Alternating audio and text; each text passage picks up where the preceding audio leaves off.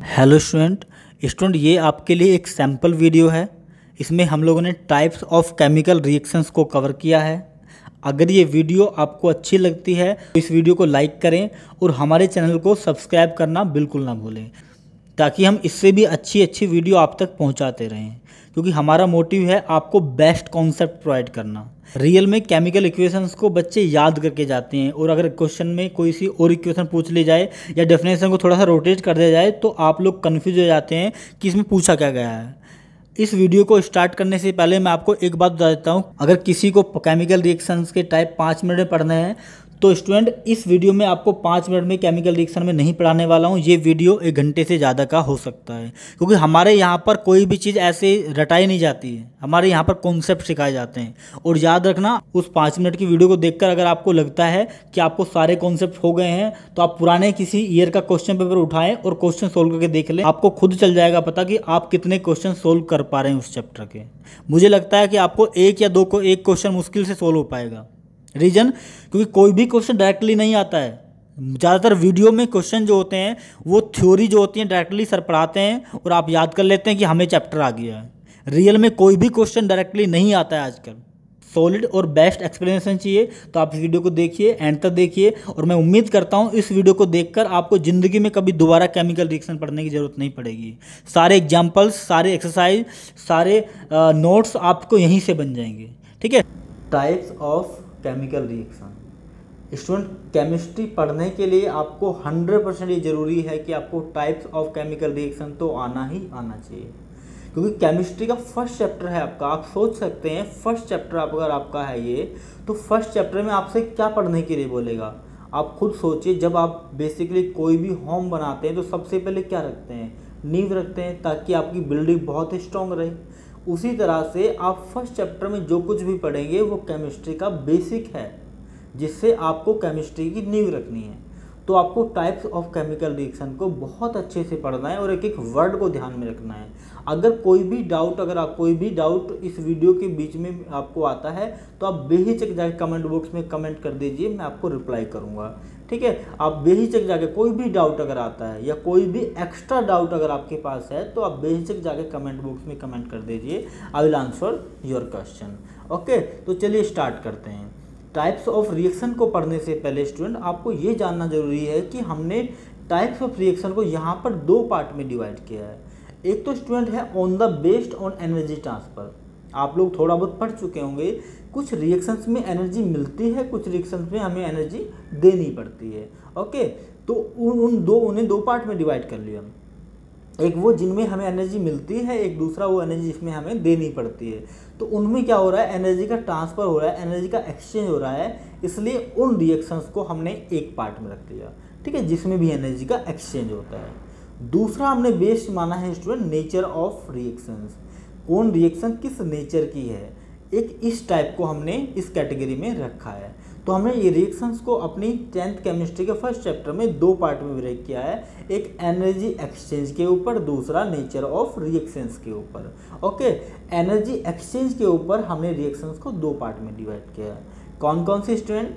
Exothermic reaction and endothermic reaction. इनके बारे में डीपली पढ़ेंगे। इनका एक भी सिंगल क्वेश्चन आपसे नहीं छूटेगा, एक भी सिंगल डाउट आपके माइंड में नहीं रहेगा, मैं गारंटी लेता हूँ। दूसरा है स्टूडेंट नेचर ऑफ रिएक्शंस के बारे में। नेचर ऑफ रिएक्शन मतलब रिएक्शंस का नेचर कैसा होता है। तो पहला हम पढ़ेंगे कॉम्बिनेशन नेचर के बारे में, कॉम्बिनेशन रिएक्शंस के बारे में। दूसरा हम जानेंगे डिकम्पोजिशन रिएक्शंस के बारे में। तीसरा हम जानेंगे डिस्प्लेसमेंट रिएक्शन के बारे में। एंड फोर्थ हम जानेंगे डबल डिस्प्लेसमेंट रिएक्शन के बारे में। एंड फिफ्थ हम जानेंगे neutralization reaction, then precipitation reaction and then redox reaction. हो सकता है रिडॉक्स रिएक्शंस को हम इस वीडियो में कवर ना कर पाए, क्योंकि ये वीडियो बहुत लेंथी होने वाला है। मैं एक सिंगल टॉपिक भी आपको समझाने वाला हूँ, हर एक टॉपिक के बहुत सारे एग्जांपल्स बताने वाला हूँ, कौन कौन एग्जांपल्स आपके बोर्ड एग्जाम में आ सकते हैं और किस किस तरह से आ सकते हैं। ओके डिस्टेंट, सो चलिए स्टार्ट करते हैं। पहली रिएक्शन देखते हैं, एक्सोथर्मिक रिएक्शन। सबसे पहले स्टार्ट करते हैं on the based on energy exchange. हम रिएक्शन देखते हैं student on the based on energy exchange के आधार पे। तो एनर्जी एक्सचेंज के आधार पे रिएक्शंस टू टाइप्स की होती हैं। पहली होती है स्टूडेंट एक्सोथर्मिक रिएक्शन और दूसरी होती है एंडोथर्मिक रिएक्शन। तो सबसे पहले रिएक्शन हम लोग पढ़ रहे हैं exothermic reaction. And what is exothermic reaction? तो मैंने स्टार्टिंग में कहा इसमें एनर्जी का एक्सचेंज होता है। एनर्जी का एक्सचेंज दो तरह से हो सकता है, एक ए पर्सन है, एक बी पर्सन है। या तो ये ए पर्सन बी पर्सन से एनर्जी ले ले, ये भी एनर्जी एक्सचेंज में आता है, या ये ए पर्सन बी पर्सन को एनर्जी दे दे, ये भी एनर्जी एक्सचेंज में आता है। इसका ये मतलब हुआ है कि एनर्जी एक्सचेंज का मतलब ये होता है कि एनर्जी का आदान या प्रदान, एनर्जी टेक और गिव होता है। अब एक्सोथर्मिक कौन सी रिएक्शन है इनमें से? तो स्टूडेंट एक्सोथर्मिक रिएक्शन ये रिएक्शन है जिसमें ये ए सब्सटेंस एनर्जी हमें प्रोवाइड करा देता है, अपनी एनर्जी हमें प्रोवाइड करा देता है, उसको हम बोलते हैं एक्सोथर्मिक रिएक्शन। ये ए कोई सब्सटेंस होगा, कोई रिएक्शन करेगा, कोई भी केमिकल रिएक्शन करेगा और इसके पास जो फालतू एक्स्ट्रा एनर्जी बचेगी वो हमें प्रोवाइड कर देगा। मतलब डेफिनेशन क्या हुई? तो डेफिनेशन स्टूडेंट इसकी बहुत आसान है, जो आपको पता होगा अच्छे से, जो आप जानते भी होंगे कि exothermic reaction is the reaction in which energy is released. क्या होता है? एनर्जी रिलीज होती है और रिलीज हुई एनर्जी वो खुद नहीं लेता, उस एनर्जी का हम यूटिलाइज करते हैं। We utilize this release energy in any form, in many form. Okay, and इस टाइप की रिएक्शन को क्या बोलते हैं? एक्सोथर्मिक रिएक्शन बोलते हैं। याद रहे ये एनर्जी हीट की फॉर्म में भी हो सकती है, ये एनर्जी लाइट की फॉर्म में भी हो सकती है, ये एनर्जी साउंड की फॉर्म में भी हो सकती है, और ये एनर्जी तीनों फॉर्म में भी हो सकती है एक साथ किसी एक सिंगल रिएक्शन में। यस ऑफ कोर्स, तीनों रिएक्शन, तीनों एनर्जी एक साथ किसी एक रिएक्शन में भी हो सकती है। मैं आपको एग्जांपल दिखाऊंगा बहुत आसान सा, बहुत इंपॉर्टेंट भी है आपके लिए। तो उम्मीद करता हूँ आपको डेफिनेशन बहुत अच्छे से समझ में आ गई होगी। मतलब समझिए कि ऐसी reaction, the reaction in which energy is release during the reaction are called exothermic reaction. ऐसी रिएक्शन जिसमें रिएक्शन होने के दौरान एनर्जी रिलीज होती है, उस रिएक्शंस को हम एक्सोथर्मिक रिएक्शन कहते हैं, है ना। अगर वो रिलीज करेगा तो फायदा किसका होगा? हमारा फायदा होगा। एनर्जी घट किसकी रही है? जा किससे रही है? तो आंसर एनर्जी रिएक्शन से बाहर निकल रही है, रिएक्शंस की एनर्जी कम हो रही है और वो एनर्जी हमें मिल रही है। ओके डियर स्टूडेंट, आपके दिमाग में एक और क्वेश्चन आता होगा, सर इनके पास एनर्जी आती कहाँ से है? जब भी केमिकल रिएक्शन होती है, तो कौन सी केमिकल रिएक्शन? जब भी एक्सोथर्मिक रिएक्शन होती है तो आपने कहा सर जी ये एनर्जी रिलीज करते हैं और वो एनर्जी हमें मिल जाती है। आखिर इन रिएक्शंस के पास एनर्जी आती कहाँ से इतना एक्स्ट्रा? स्टूडेंट आपके हर एक क्वेश्चन का जवाब मिलेगा। इसका जवाब आपको मिलेगा, आपको पहले एग्जाम्पल से स्टडी करने, उसके बाद में उसका आंसर देता हूँ आपको। जैसे देखिए स्टूडेंट, फर्स्ट एग्जाम्पल हम देखते हैं burning of magnesium ribbon. Magnesium ribbon का तीसरी चौथी बार अब एग्जाम्पल पढ़ रहे हैं। मैं आपको पहले भी बता चुका हूँ फर्स्ट वीडियो में कि जितने भी एग्जाम्पल आप पढ़ रहे हैं बार बार रिपीट करोगे, बार बार रिपीट करोगे और पढ़ते पढ़ते पक जाओगे, रिपीट करते करते थक जाओगे आप। मैं उम्मीद करता हूँ कि आपको हर एक रिएक्शन टिप पे याद हो जाएगी। ठीक है, तो जब बर्निंग ऑफ मैग्नीशियम रिबन का मतलब क्या होता है स्टूडेंट, कि मैग्नीशियम को जब हम ऑक्सीजन की प्रेजेंस में, ये मैग्नीशियम किस स्टेट में होता है? सॉलिड स्टेट में। ऑक्सीजन किस स्टेट में होती है? गैस स्टेट में। जब हम मैग्नीशियम को ऑक्सीजन की प्रेजेंस में बर्न करते हैं, क्या करते हैं स्टूडेंट? हम मैग्नीशियम रिबन को ऑक्सीजन की प्रेजेंस में बर्न करते हैं तो हमें मिलता है मैग्नीशियम ऑक्साइड। ये रिएक्शन आप प्रीवियस लेक्चर में भी देख चुके हैं, बट उसमें कुछ एक्स्ट्रा चीज़ें नहीं बता पाया था मैं, क्योंकि वहाँ पर बताना जरूरी नहीं था, यहाँ बताना जरूरी है। क्यों बताना जरूरी है? तो आपको एक चीज़ दिखाई दे रही होगी स्टूडेंट, क्या दिखाई दे रही होगी कि ये रिएक्टेंट फर्स्ट है, ये रिएक्टेंट सेकंड है, और ये एरो के बाद प्रोडक्ट स्टार्ट होते हैं। तो पहला प्रोडक्ट हमें मिलता है 2MgO। 2MgO मतलब मैग्नीशियम ऑक्साइड, मतलब मैग्नीशियम ने ऑक्सीजन के साथ रिएक्शन किया और बना दिया मैग्नीशियम ऑक्साइड। और स्टूडेंट साथ के साथ हमें और क्या मिलता है? साथ के साथ हमें मिलता है heat energy, light energy and sound energy. मतलब जब मैग्नीशियम को ऑक्सीजन के साथ जलाते हैं तो मैग्नीशियम ऑक्साइड की राख तो छोड़ता ही छोड़ता है, साथ में हीट भी छोड़ता है, लाइट भी छोड़ता है और साउंड भी प्रोड्यूस करता है। पप पप पप साउंड तरह के, इस तरह के साउंड भी प्रोड्यूस करता है। तो ये स्पेशलिटी है इस रिएक्शन की। जब तो आपसे क्वेश्चन पूछा सकता है ऐसी किसी एक्सोथर्मिक रिएक्शन का एग्जांपल बताइए जिसमें एनर्जी हीट, लाइट और साउंड तीनों फॉर्म में हमें मिलती हो। तो रिएक्शन आप लिखेंगे कि मैग्नीशियम को जब ऑक्सीजन के साथ बर्न करते हैं तो हमें ये रिएक्शन मिल जाती है, जिसमें मैग्नीशियम ऑक्साइड भी मिलता है और साथ में हीट, लाइट एंड साउंड भी प्रोड्यूस होता है। ओके डियर स्टूडेंट, सेकंड अगर एग्जांपल देखें आप, बर्निंग ऑफ फॉसिल फ्यूल।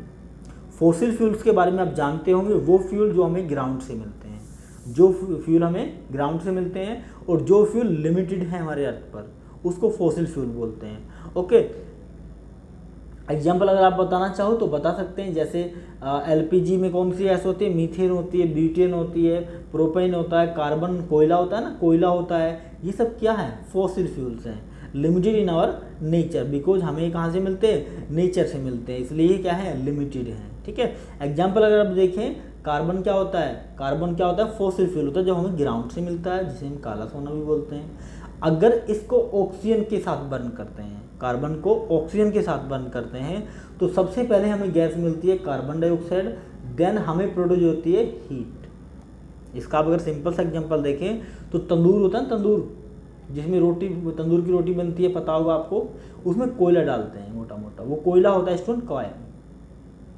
वो कोयला होता है स्टूडेंट कार्बन। यहाँ पे कोयला डालते हैं, अब जैसे इसको बर्न करते हैं तो बेसिकली होता क्या, यहाँ से गैस निकलती रहती है, कौन सी गैस निकलती रहती है, कार्बन डाइऑक्साइड, और इसके अंदर क्या प्रोड्यूस होता है, तो आंसर इसके अंदर प्रोड्यूस होती है हाई हीट।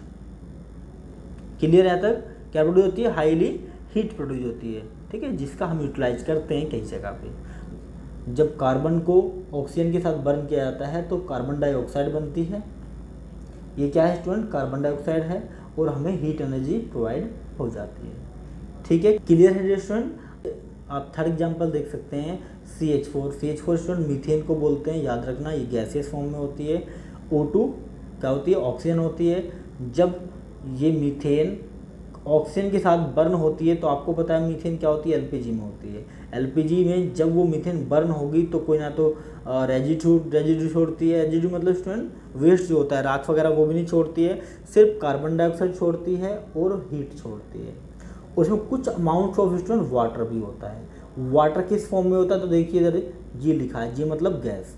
तो वाटर जो भी हमें मिलता है बेसिकली वो गैसियस फॉर्म में उड़ता हुआ दिखाई देता है जब भी हम किसी फॉसिल फ्यूल्स को ऑक्सीजन की प्रेजेंस में बर्न करते हैं। ओके डियर स्टूडेंट, तो आपको ये समझ में आया होगा मीथेन क्या होता है, एक फॉसिल फ्यूल्स होता है, CH4 जिसका नाम होता है ना। उसको जब हम क्या करते हैं, ऑक्सीजन के साथ बर्न करते हैं तो वो कार्बन डाइऑक्साइड बनाता है और वाटर बनाता है, हीट बनाता है। स्टूडेंट यहाँ पर मैं आपको एक और इम्पोर्टेंट चीज़ बता देता हूँ कि जब भी ये कार्बन डाइऑक्साइड और वाटर एक साथ मिलेंगे, बेसिकली लकड़ी है ये, इसको आप जला रहे हो, गीली है थोड़ी सी लकड़ी, तो क्या होगा, यहाँ से धुआं निकलेगा, और जलने पे कौन सी गैस निकलती है, कार्बन डाइऑक्साइड निकलती है। तो धुआं जो है स्टूडेंट क्या कार्बन डाइऑक्साइड है, तो आंसर नहीं। धुआं कार्बन डाइऑक्साइड जो हमारे लिए ज़रूरी है, जो निकलती है बच्चों के, जो निकलती है आपकी नोज के थ्रू से, वो और वाटर, तो वाटर और वो गैस मिलके बनाते हैं स्मोक। ओके डियर स्टूडेंट, और वो स्मोक जितना वाटर की क्वांटिटी ज़्यादा होगी उतना ही स्मोक ज़्यादा स्ट्रॉन्ग होगा। ठीक है, वाटर की क्वांटिटी पे डिपेंड करता है। ओके डियर स्टूडेंट, अब मैं आपके क्वेश्चन का जवाब देना चाहूँगा कि आखिर क्यों हमें यहाँ पर प्रोडक्ट के फॉर्म में एनर्जी मिल रही है, क्यों हमें यहाँ प्रोडक्ट के फॉर्म में एनर्जी मिल रही है, ऐसा हमने क्या किया। तो स्टूडेंट मैं आपको रीजन बताता हूँ कि इनके पास एनर्जी आती ही कहाँ से है, ये मैं आपको रीजन बताना चाहता हूँ। स्टूडेंट मैं आपको एक एग्जांपल की हेल्प से इसको समझाना चाहता हूँ। स्टूडेंट ये आपके पास दो घर थे, ये ए घर था स्टूडेंट, ये बी घर था। ठीक है, अब मुझे आप एक चीज़ बताइए, इसमें ए रहता था, इसमें बी रहता था, दोनों में दोस्ती हुई, वो दोनों जाके एक घर में रहने लगे, ए भी इसमें घर में रहने लगा और बी भी इसमें रहने लगा। अब स्टूडेंट मुझे एक चीज़ बताइए, ए भी इसमें, बी भी इसमें, बाकी ये और ये घर खाली हो जाएगी नहीं हो जाएगी, सिंपल सी बात है, खाली हो जाएंगे। अगर सिंपल सी बात है घर खाली हो जाएंगे तो किसी के काम आ सकते हैं, काम आ सकते हैं, तो मतलब इनको किसी को प्रोवाइड कर देना चाहिए। तो स्टूडेंट जब दो एक साथ मिले तो इनकी एनर्जी बची, और एनर्जी बची हुई रिलीज हो गई एनर्जी। स्टूडेंट जब भी कोई सब्सटेंस दूसरे सब्सटेंस से रिएक्ट कर रहा है तो हो क्या रहा है स्टूडेंट, सभी एलिमेंट्स की अपनी बॉन्ड एनर्जी होती है जिससे वो बंधे होते हैं। तो इसकी अपनी बॉन्ड एनर्जी, इसकी अपनी बॉन्ड एनर्जी, अब स्टूडेंट ये है हमारे रिएक्टेंट और ये है हमारे प्रोडक्ट। स्टूडेंट अगर इन रिएक्टेंट की एनर्जी ज़्यादा है किससे, प्रोडक्ट की एनर्जी से, तो ये रिएक्टेंट कुछ एनर्जी अपने प्रोडक्ट को दे देगा और बाकी एनर्जी को बाहर निकाल देगा। मेरी बात समझिए क्या कह रहा हूँ कि अगर ये एनर्जी रिएक्टेंट से ज़्यादा हुई तो ये एनर्जी किस में निकल जाएगी, प्रोडक्ट के फॉर्म में निकल जाएगी। ठीक है स्टूडेंट, ये एनर्जी किस फॉर्म में निकल जाएगी, प्रोडक्ट के फॉर्म में निकल जाएगी।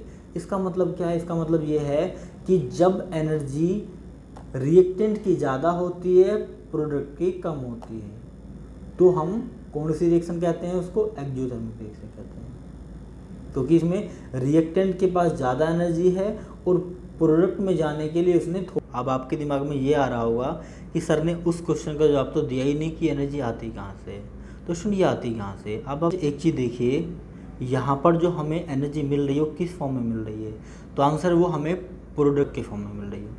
अब स्टूडेंट कोई भी प्रोडक्ट किसकी हेल्प से बनता है, तो आंसर है वो रिएक्टेंट की हेल्प से बनता है। अब मुझे एक चीज़ बताइए स्टूडेंट, क्या ये इक्वेशन बैलेंस होनी चाहिए या नहीं होनी चाहिए, तो आंसर होनी चाहिए। मैं क्या पूछना चाह रहा हूँ, मैं आपसे ये पूछना चाह रहा हूँ स्टूडेंट, यहाँ जो हीट एनर्जी या कोई भी एनर्जी हमें प्रोडक्ट में मिल रही है वो आई कहाँ से होगी। Energy can neither be created nor be destroyed, it can be change one form to another form. तो सुन, यहाँ पर जो प्रोडक्ट में हमें एनर्जी मिल रही है वो एनर्जी आई कहाँ से, तो आंसर है वो एनर्जी रिएक्टेंट से आई है। कहाँ से आई है, रिएक्टेंट से आई है। अब रिएक्टेंट में एनर्जी कहाँ से आई, तो स्टूडेंट रिएक्टेंट्स के पास उनकी बॉन्ड एनर्जी होती है। क्या होती है स्टूडेंट, उनकी बॉन्ड एनर्जी होती है। बॉन्ड एनर्जी स्टूडेंट वो होती है जब, जैसे आपको पता होगा ये न्यूक्लियस है, इसके अराउंड में न्यूक्लियस इलेक्ट्रॉन रिवॉल्व करता रहता है इस तरह से, है ना। तो स्टूडेंट ये पॉजिटिव चार्ज इस नेगेटिव चार्ज को बांध के रखता है, जिसके कारण ये घूमता रहता है। तो इसके पास जो एनर्जी है उसको हम बोलते हैं बॉन्ड एनर्जी। जो बॉन्ड एनर्जी है रिएक्टेंट्स की, इनकी रिएक्टेंट्स की ज़्यादा है बॉन्ड एनर्जी ऑफ प्रोडक्ट की बॉन्ड एनर्जी से रिएक्टेंट की बॉन्ड एनर्जी ज़्यादा है, इसलिए रिएक्टेंट ये बोलता है भैया हमारे पास ज़्यादा है, लो ले जाओ। क्लियर समझ आया आपको।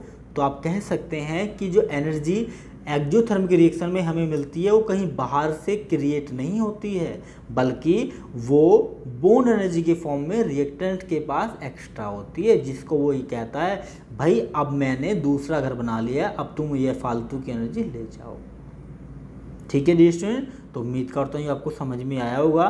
क्या समझ में आया होगा, समझ में ये यार आपको रिवाइज करा देता हूँ कि एक्सोथर्मिक रिएक्शन वो रिएक्शन होती है जिसमें हमें हीट रिलीज होती है। वो हीट की फॉर्म में हो सकती है, लाइट की फॉर्म में हो सकती है, साउंड की फॉर्म में हो सकती है, बट हमें रिएक्शन होने के दौरान हीट या एनर्जी या कोई सी एनर्जी हमें गेन होती है। एग्जाम्पल हमने बताया आपको, MgO के साथ रिएक्शन करता है, MgO बनाता है, 3 टाइप की एनर्जी हमें मिलती है। कोई भी फॉसिल फ्यूल जब ऑक्सीजन के साथ बर्न करता है तो कार्बन डाइऑक्साइड और हीट हमें या एनर्जी हमें मिलती है। तो मैंने रीजन बताया क्यों हमें किसी भी टाइप की एनर्जी मिलती है, तो मैंने बताया आपको क्योंकि इसमें रिएक्टेंट की बॉन्ड एनर्जी ज़्यादा होती है और प्रोडक्ट की बॉन्ड एनर्जी कम होती है, जिसके कारण रिएक्टेंट से प्रोडक्ट जाने में कुछ हीट हमें निकालनी पड़ती है।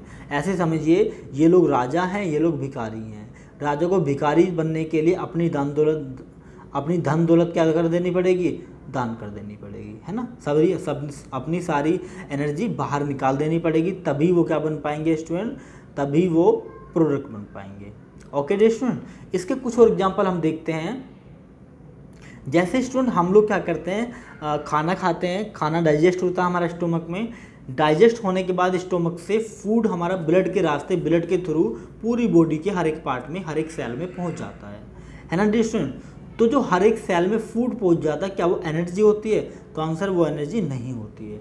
वो एनर्जी कब बनती है, तो आंसर है जब हमारा फूड डाइजेस्ट हो जाता है तो वो बन जाता है स्टूडेंट दिस इज ग्लूकोज। क्या है स्टूडेंट, ये C6H12O6, ये ग्लूकोज होता है।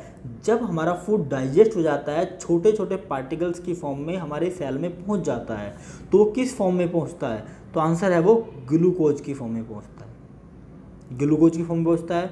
और हम नोज के रास्ते से ऑक्सीजन लेते हैं, ऑक्सीजन लंग्स में पहुंचती हैं, लंग्स की जो स्टूडेंट ब्लड वेसल्स होती हैं वो ऑक्सीजन को लेके हर एक सेल में पहुंचा देती हैं, और वो ऑक्सीजन जब इस डाइजेस्टेड फूड कौन सा है स्टूडेंट, ग्लूकोज से रिएक्ट करती हैं।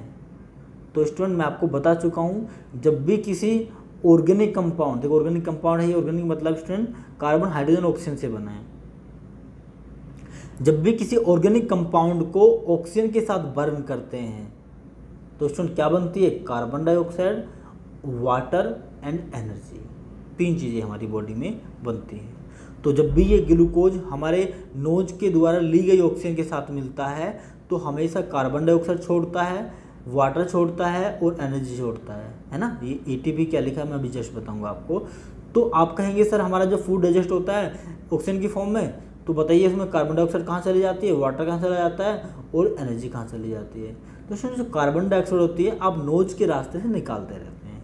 नोज से ऑक्सीजन ली, नोज से ऑक्सीजन छोड़ दी, नोज से ऑक्सीजन ली और कार्बन डाइऑक्साइड छोड़ दी बाहर। इस रास्ते से आप इस गैस को रिलीज करते रहते हैं। अब क्वेश्चन आता है वाटर कहाँ रह गया। स्टूडेंट वाटर जो होता है आपको पता है हमारी बॉडी का मैक्सिमम पार्ट स्टूडेंट किससे बना है, वाटर से बना है। तो वाटर हमारी बॉडी के अंदर वर्क करता रहता है और कई फॉर्म से वो निकलता है, स्वेटिंग के रास्ते से, टीयर्स के रास्ते मतलब आंसू के रास्ते से, और बहुत सारे तरह से वो वाटर निकल जाता है। ठीक है जी स्टूडेंट। बात रही तीसरी एनर्जी की। एनर्जी तो मिलती है इसमें, रेस्पिरेशन रिएक्शन का नाम ही एनर्जी मिलने से है। रेस्पिरेशन रिएक्शन एक ऐसी तरह की रिएक्शन होती है जिसमें हमें हमारी बॉडी को एनर्जी रिलीज होती है। क्या करके स्टूडेंट, एरोबिक रिएक्शन करके या एनएरोबिक रिएक्शन करके। ठीक है, उस रिएक्शन को हम बोलते हैं रेस्पिरेशन। तो इसमें स्टूडेंट हमें क्या मिल रही है, एनर्जी मिल रही है। एनर्जी मिलती है स्टूडेंट एटीपी की फॉर्म में। एटीपी बोलते हैं स्टूडेंट एड्रेनल ट्राईफॉस्फेट, पढ़ेंगे हम बायोलॉजी के चैप्टर में adrenal triphosphate. Okay dear student. Second fourth अगर एग्जांपल आप देखें स्टूडेंट, तो जब भी कोई मेटल एसिड के साथ रिएक्शन करता है, ये बहुत इंपॉर्टेंट है। थर्ड चैप्टर में आप कई बार पढ़ेंगे, सेकंड चैप्टर में आप कई बार पढ़ेंगे और भी कई जगह पे इनको स्टडी करेंगे स्टूडेंट। जब भी कोई मेटल किसी एसिड के साथ रिएक्शन, तो जिंक एक मेटल है जो कि सॉलिड फॉर्म में होती है। HCl एक हाइड्रोक्लोरिक एसिड है जो कि एक्वास फॉर्म में है। तो इनको रिएक्ट करने के बाद क्या होता है स्टूडेंट, ZnCl2 बनता है। क्यों बनता है, अभी आपको जब टाइप्स ऑफ रिएक्शन पढ़ लेंगे तो आपको बहुत अच्छे से समझ में आ जाएगा क्यों ZnCl2 बनता है। रियल में Zn जो होता है वो H को डिस्प्लेस कर देता है, इसलिए H को हटाकर Cl के साथ कौन बैठ जाता है, Zn बैठ जाता है। ठीक है, वो आपको चलेगा पता कैसे बैठ जाता है। यहाँ पर सिर्फ ये देखिए, Zn ने HCl के साथ रिएक्शन किया तो ZnCl2 बना और कौन सा बना, और हाइड्रोजन गैस बनी और साथ में एनर्जी मिली। ये हाईली एक्जोथर्मिक रिएक्शन होती है। जब भी कोई मेटल एसिड के साथ रिएक्शन करता है स्टूडेंट तो वो कैसी रिएक्शन होती है, वो हाईली एक्जोथर्मिक रिएक्शन होती है, क्योंकि इसमें बहुत ज़्यादा एनर्जी हमें रिलीज होती है। एक और एग्जांपल देखिए स्टूडेंट जो आपकी एनसीईआरटी में दिया हुआ है और जो आपने घरों में देखा होगा, जिसका एक्सपेरिमेंट आपकी एनसीईआरटी बुक में भी दिया हुआ है। होता क्या स्टूडेंट, जब आपके घरों में वाइट वॉश होता है, वाइट वॉश मतलब पुताई होती है, तो जो वाइट कलर का चूना होता है, क्विक लैम्प बोलते हैं उसको, जो वो चूना पत्थर जो होते हैं उनको बकेट में लाके डालते हैं, पानी में डालते हैं। तो होता ये है स्टूडेंट कि जैसे इनको डालते हैं तो बेसिकली वहाँ से स्टीम निकलनी स्टार्ट हो जाती है, धुआं टाइप का, धूल टाइप की, हीट टाइप की निकलनी स्टार्ट हो जाती है। तो ऐसा क्यों होता है, तो आंसर है क्विक लैम्प बोलते हैं स्टूडेंट कैल्शियम ऑक्साइड को, हिंदी में चूना बोलते हैं, है ना। तो जब ये क्विक लाइम वाटर के साथ मिलता है, क्विक लाइम सॉलिड फॉर्म में होता है, पत्थर टाइप का वाइट कलर का, वाटर में हम इसको डिजोल्व करते हैं जो कि लिक्विड फॉर्म में होता है, तो सुन ये इसमें डिजोल्व हो जाता है कम्प्लीटली। तो ये क्विक लाइम वाटर में कम्प्लीटली डिजोल्व हो जाता है और फॉर्म्ड करता है स्टूडेंट कैल्शियम हाइड्रोक्साइड। क्या फॉर्म करता है स्टूडेंट, कैल्शियम हाइड्रोक्साइड, जो एक्वास फॉर्म में होता है और हमें कुछ हीट एनर्जी प्रोवाइड करा देता है, कुछ हमें हीट एनर्जी प्रोवाइड करा देता है। तो स्टूडेंट ये भी किस टाइप की रिएक्शन होती है, quick lime, this is also a exothermic reaction, क्योंकि इसमें भी हमें एनर्जी मिल रही है। ओके डियर स्टूडेंट, तो अगर आपसे पूछता है कि क्यों ऐसा होता है तो आप कहेंगे क्योंकि इसमें रिएक्टेंट की बॉन्ड एनर्जी ज़्यादा है एज कम्पेयर टू प्रोडक्ट की बॉन्ड एनर्जी। बाकी एक्स्ट्रा एनर्जी को हमने क्या कर दिया, आउट कर दिया प्रोडक्ट के रूप में। ओके, एंडोथर्मिक रिएक्शन, ठीक है। एंडोथर्मिक रिएक्शन इसके जस्ट अपोजिट होता है। वो अगर आपको बहुत अच्छे से समझ में आया होगा तो मैं उम्मीद करता हूँ कि ये आपको बहुत अच्छे से समझ में, बहुत जल्दी से अच्छे से समझ में आ जाएगा, ठीक है।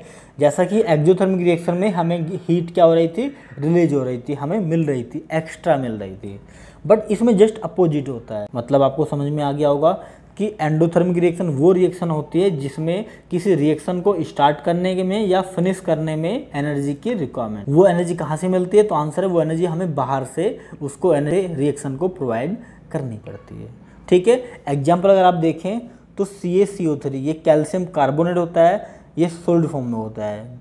तो स्टूडेंट ये ऊपर जो लिखा होता है स्टार, ये जो एरो के ऊपर लगा होता है ट्रायंगल, इस ट्रायंगल का मतलब होता है हीटिंग। मैं अभी आपको जस्ट बताऊंगा आगे कहाँ से आया ये, जब इसका मतलब होता है स्टूडेंट हीटिंग करना, है ना।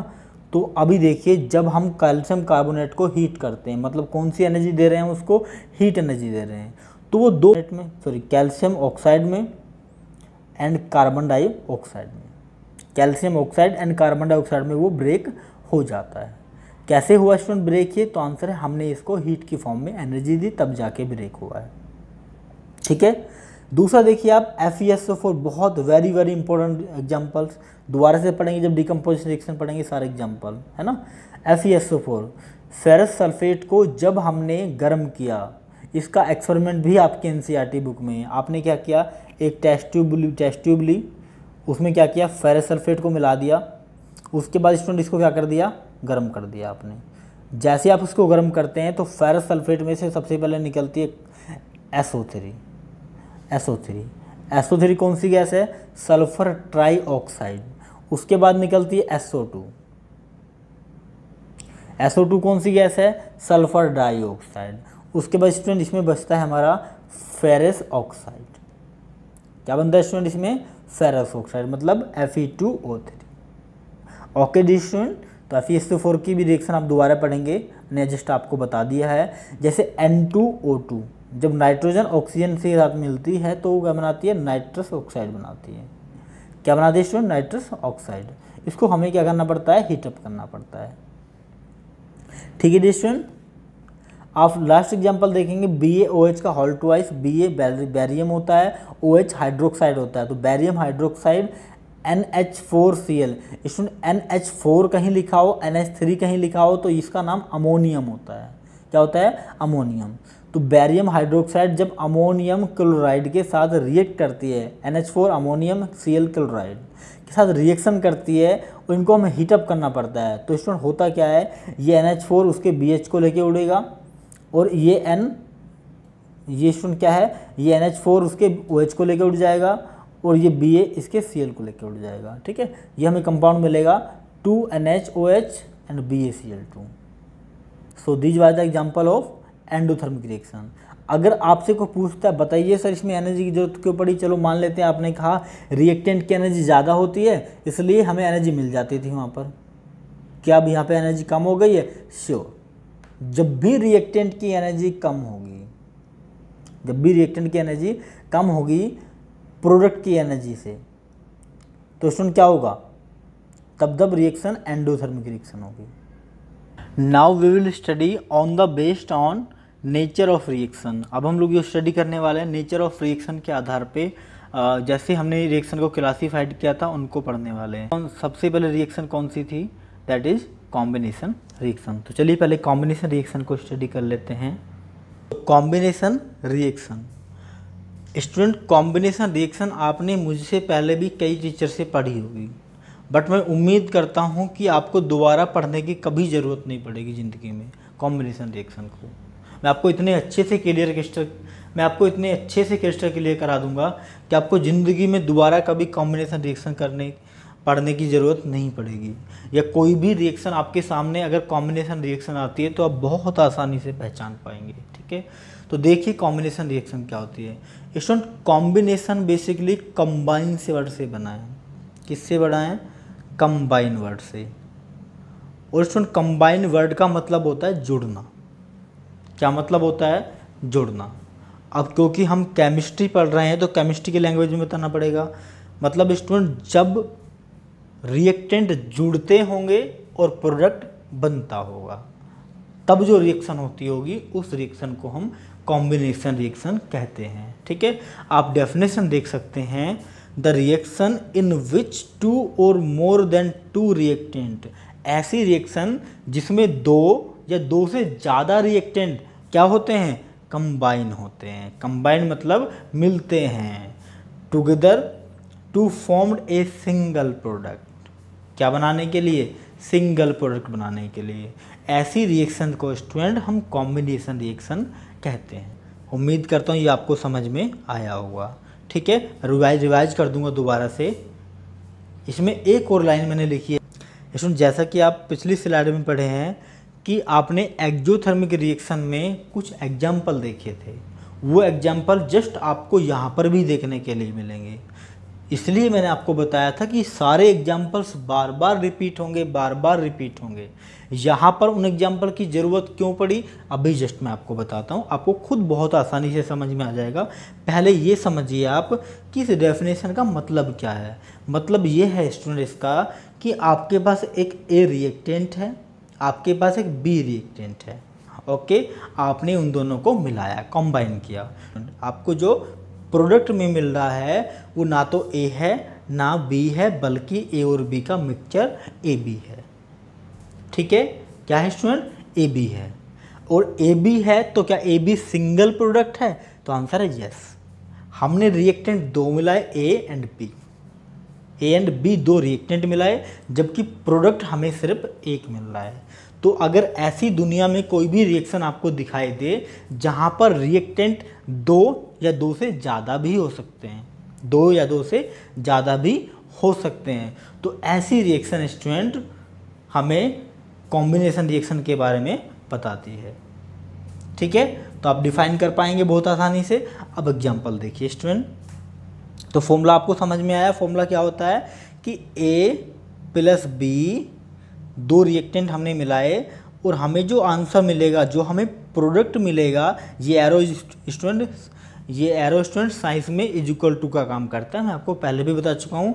तो ए एंड बी जब 2 रिएक्टेंट मिलते हैं, 3 भी हो सकते हैं, और सिंगल कंपाउंड ए बी हमारा फॉर्म्ड हो रहा है, तो हम ऐसी रिएक्शन को कॉम्बिनेशन रिएक्शन कह रहे हैं। तो इस टाइप के एग्जाम्पल आप देखिए, क्या वो कॉम्बिनेशन रिएक्शन है। आप देखिए 2Mg plus O2 is equal to 2MgO। क्या स्टूडेंट, Mg एक रिएक्टेंट, O2 दूसरा रिएक्टेंट, और हमें क्या मिल रहा है स्टूडेंट, MgO। क्या MgO सिंगल प्रोडक्ट है या नहीं, तो आंसर है सिंगल प्रोडक्ट है। तो कौन सी reaction, combination reaction. Very good. अब आगे देखिए C प्लस O2, क्या C एक रिएक्टेंट, O दूसरा रिएक्टेंट, क्या बना CO2। CO2 is a single product, तो कौन सी रिएक्शन, कॉम्बिनेशन रिएक्शन। ठीक है स्टूडेंट। थर्ड देखिए 2H2O प्लस O2। 2H2 एक हाइड्रोजन होता है, ये पहला रिएक्टेंट, O2 दूसरा रिएक्टेंट, इज इक्वल टू में 2H2O वाटर मिला हमें। ये कैसा है, single product, 2 reactant single product, इसलिए ये कौन सी रिएक्शन है, कॉम्बिनेशन रिएक्शन। स्टूडेंट यहाँ तक तो किसी को डाउट नहीं है कि आप क्यों कह रहे हैं कि H2H2 अलग रिएक्टेंट है, O2 अलग रिएक्टेंट है, या क्या आपको ये भी किसी को डाउट है, क्योंकि स्टूडेंट फर्स्ट रिएक्टेंट को, सेकंड रिएक्टेंट को, थर्ड रिएक्टेंट को प्लस प्लस से सेपरेट किया जाता है। अगर वो प्लस प्लस से सेपरेट हैं, इसका मतलब वो डिफरेंट रिएक्टेंट हैं। ऐसे ही प्रोडक्ट के साथ होता है, अगर वो प्लस के साथ प्रोडक्ट हैं, अगर वो प्लस के साथ सेपरेट है प्रोडक्ट भी, तो वो डिफरेंट प्रोडक्ट होते। यहाँ पर आपको दिमाग में ये ना आ जाए कि सर MgO यहाँ पर भी है, MgO यहाँ पर भी है, तो ये सिंगल कैसे हुआ, ये दो रिएक्टेंट कैसे हुए, और ये सिंगल प्रोडक्ट कैसे हुआ। इसमें यहाँ पे पहला रिएक्टेंट दूसरे रिएक्टेंट से प्लस से सेपरेट है, इसलिए सेपरेट है। यहाँ पे MgO एक साथ है, इसलिए ये सिंगल प्रोडक्ट है। ओके डियर स्टूडेंट, तो जो रिएक्टेंट होते हैं या प्रोडक्ट होते हैं, अगर वो सेपरेट हैं प्लस से, तो वो डिफरेंट हैं, अलग अलग रिएक्टेंट या प्रोडक्ट हैं। अगर वो प्लस से सेपरेट नहीं है, अगर वो सिंपली ऐसे लिखें तो एक ही कंपाउंड है। ओके डियर स्टूडेंट, तो आप इस एग्जांपल को देखिए 2Na plus Cl2। 2Na sodium होता है, Cl2 क्लोरीन होता है। अब ये मत बोल देना कि ये 2Na क्यों लिख रखा है, Cl2 क्यों लिख रखा है, Na क्यों नहीं लिखा। बेटा ये जो बैलेंस है ना, ये जो इक्वेशन है ना, वो सारी की सारी मैंने साथ के साथ बैलेंस करके लिखी हैं, ताकि आपको किसी को भी कन्फ्यूजन ना हो। जितनी बार भी आप इसको पढ़ोगे उतनी बार ये आपको क्रिस्टल क्लियर दिखाई देगी, ठीक है। और आपको मैं मानता हूँ कि आपको हर एक इक्वेशन याद हो जाएगी, याद करने की ज़रूरत ही नहीं पड़ेगी। मैग्नीशियम को ऑक्सीजन को ऐड करो, मैग्नीशियम ऑक्साइड मिलता है, मतलब दो चीज़ों को जोड़ा एक चीज़ मिली, तो हमें क्या कौन सी रिएक्शन मिल गई, कॉम्बिनेशन रिएक्शन मिल गई। आसानी से आप याद कर सकते हैं। तो सोडियम और जो क्लोरीन मिलते हैं तो NaCl बनता है। और NaCl आप सब लोग मुझे लगता है कि NaCl को आप सब लोग बहुत ही भली बात ही जानते होंगे, क्योंकि NaCl सॉल्ट होता है, नमक होता है, जो कि हमारे घरों में इस्तेमाल होता है रोटी सब्जी में डालने के लिए, रसगुल्लों में नहीं, ठीक है। नेक्स्ट एग्जांपल आप देखें स्टूडेंट, कैल्शियम ऑक्साइड CaO किसको बोलते हैं, कैल्शियम ऑक्साइड को और क्या बोलते हैं स्टूडेंट, कैल्शियम ऑक्साइड को हम चूना भी बोलते हैं। जैसा कि आपको मैंने एक्जोथर्मिक में एग्जाम्पल बताया था, जब हम इसको CO2 के साथ रिएक्शन कराते हैं, CO2 क्या होती है, कार्बन डाइऑक्साइड। तो स्टूडेंट हमें जब मिलती है, बेसिकली मैं इस रिएक्शन को यहाँ पर लिख रहा हूँ CaO प्लस CO2। तो जब रिएक्शन स्टूडेंट हमें मिलती है तो यहाँ पर जो मिलता है बेसिकली हमें वो मिलता है CO3 calcium carbonate. Student CO3 कहीं भी लिखा हो कार्बोनेट कहलाता है। तो जब भी कैल्शियम ऑक्साइड को हमने कार्बन डाइऑक्साइड के साथ मिलाया तो हमारा कैल्शियम कार्बोनेट हमारा बन जाता है। ओके डी स्टूडेंट, तो ये कौन सी टाइप की रिएक्शन हुई, कॉम्बिनेशन रिएक्शन, क्योंकि इसमें दो रिएक्टेंट हैं और एक सिंगल प्रोडक्ट है, इसलिए ये कॉम्बिनेशन रिएक्शन है। ओके अच्छा, अब आपके दिमाग में ये भी आ सकता है सर आपने तो reaction most of the combination reactions are exothermic, कैसे। तो आप देखिए ना बहुत आसानी से, ये किसका एग्जाम्पल था, एक्सोथर्मिक रिएक्शन का। ये किसका एग्जाम्पल था, एक्सोथर्मिक रिएक्शन का। ये किसका एग्जाम्पल है, ये एक्सोथर्मिक रिएक्शन का। तो मोस्ट ऑफ द रिएक्शन कैसी रिएक्शन है, एक्सोथर्मिक रिएक्शन है या नहीं। Most of the combination reaction are exothermic reaction, ठीक है। तो उम्मीद करता हूँ ये आपको समझ में आया होगा। नेक्स्ट रिएक्शन देखते हैं स्टूडेंट हम, डिकम्पोजिशन रिएक्शन, जो कि इस चैप्टर की बहुत ज़्यादा इंपॉर्टेंट रिएक्शंस में से एक है। What is decomposition reaction. तो student decomposition reaction is just opposite to the combination reaction. जो डिकम्पोजिशन रिएक्शन होती है वो कॉम्बिनेशन रिएक्शन का जस्ट अपोजिट होती है। कैसे, मतलब कॉम्बिनेशन को उल्टा कर दें, ऐसा नहीं। उसका जो कॉन्सेप्ट था कि दो या दो से ज़्यादा रिएक्टेंट मिलेंगे तब सिंगल प्रोडक्ट बनेगा, इसका जस्ट अपोजिट करिए कि एक रिएक्टेंट और दो या दो से ज़्यादा प्रोडक्ट। मतलब समझिए वहाँ पर क्या था स्टूडेंट, वहाँ पर ये था इक्वल टू AB, इन दोनों को मिला रहे थे तब ये मिल रहा था हमें। अब अगर मैं ये कहूँ कि इसको रखेंगे हम और ये हमें मिलेंगे, तो जस्ट अपोजिट हुआ कि नहीं। रिएक्टेंट कितने, इसको भूल जाइए। अब हम ये हमारे पास है और हमें ये मिल रहे हैं दोनों, तो रिएक्टेंट कितने 1, प्रोडक्ट कितने 1 और 1 2।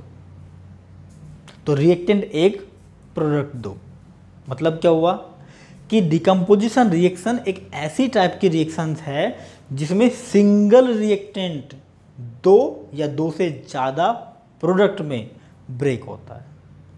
क्या आप मेरी बात को समझ पाए कि जिसमें ऐसा रिएक्टेंट, ऐसी reaction, the reaction in which a single reactant breaks, ऐसी रिएक्शन जिसमें एक सिंगल रिएक्टेंट ब्रेक होता है, और ब्रेक होने का मतलब स्टूडेंट डिकम्पोज होता है। स्टूडेंट ऐसी केमिकल रिएक्शन जिसमें इन विच सिंगल रिएक्टेंट ब्रेक्स, जिसमें एक सिंगल रिएक्टेंट ब्रेक करता है, डिकम्पोज करता है इनटू 2 और मोर देन 2 प्रोडक्ट, 2 या 2 से ज़्यादा प्रोडक्ट में, तो कैसी रिएक्शन कहलाएगी, डिकम्पोजिशन रिएक्शन कहलाएगी। कैसी रिएक्शन कहलाएगी स्टूडेंट, डिकम्पोजिशन रिएक्शन कहलाती है, ठीक है। एक रिएक्टेंट और 2 या 2 से ज़्यादा प्रोडक्ट, ठीक है। आप एग्जांपल देखिए, आपके पास एक रिएक्टेंट है AB, आपने इसको ब्रेक किया तो हमें क्या मिला A plus B। A first reactant है, A फर्स्ट प्रोडक्ट है, बी सेकंड प्रोडक्ट है। आप इनको भी देख सकते हैं, 2 टाइप के एलिमेंट जुड़े हुए हैं।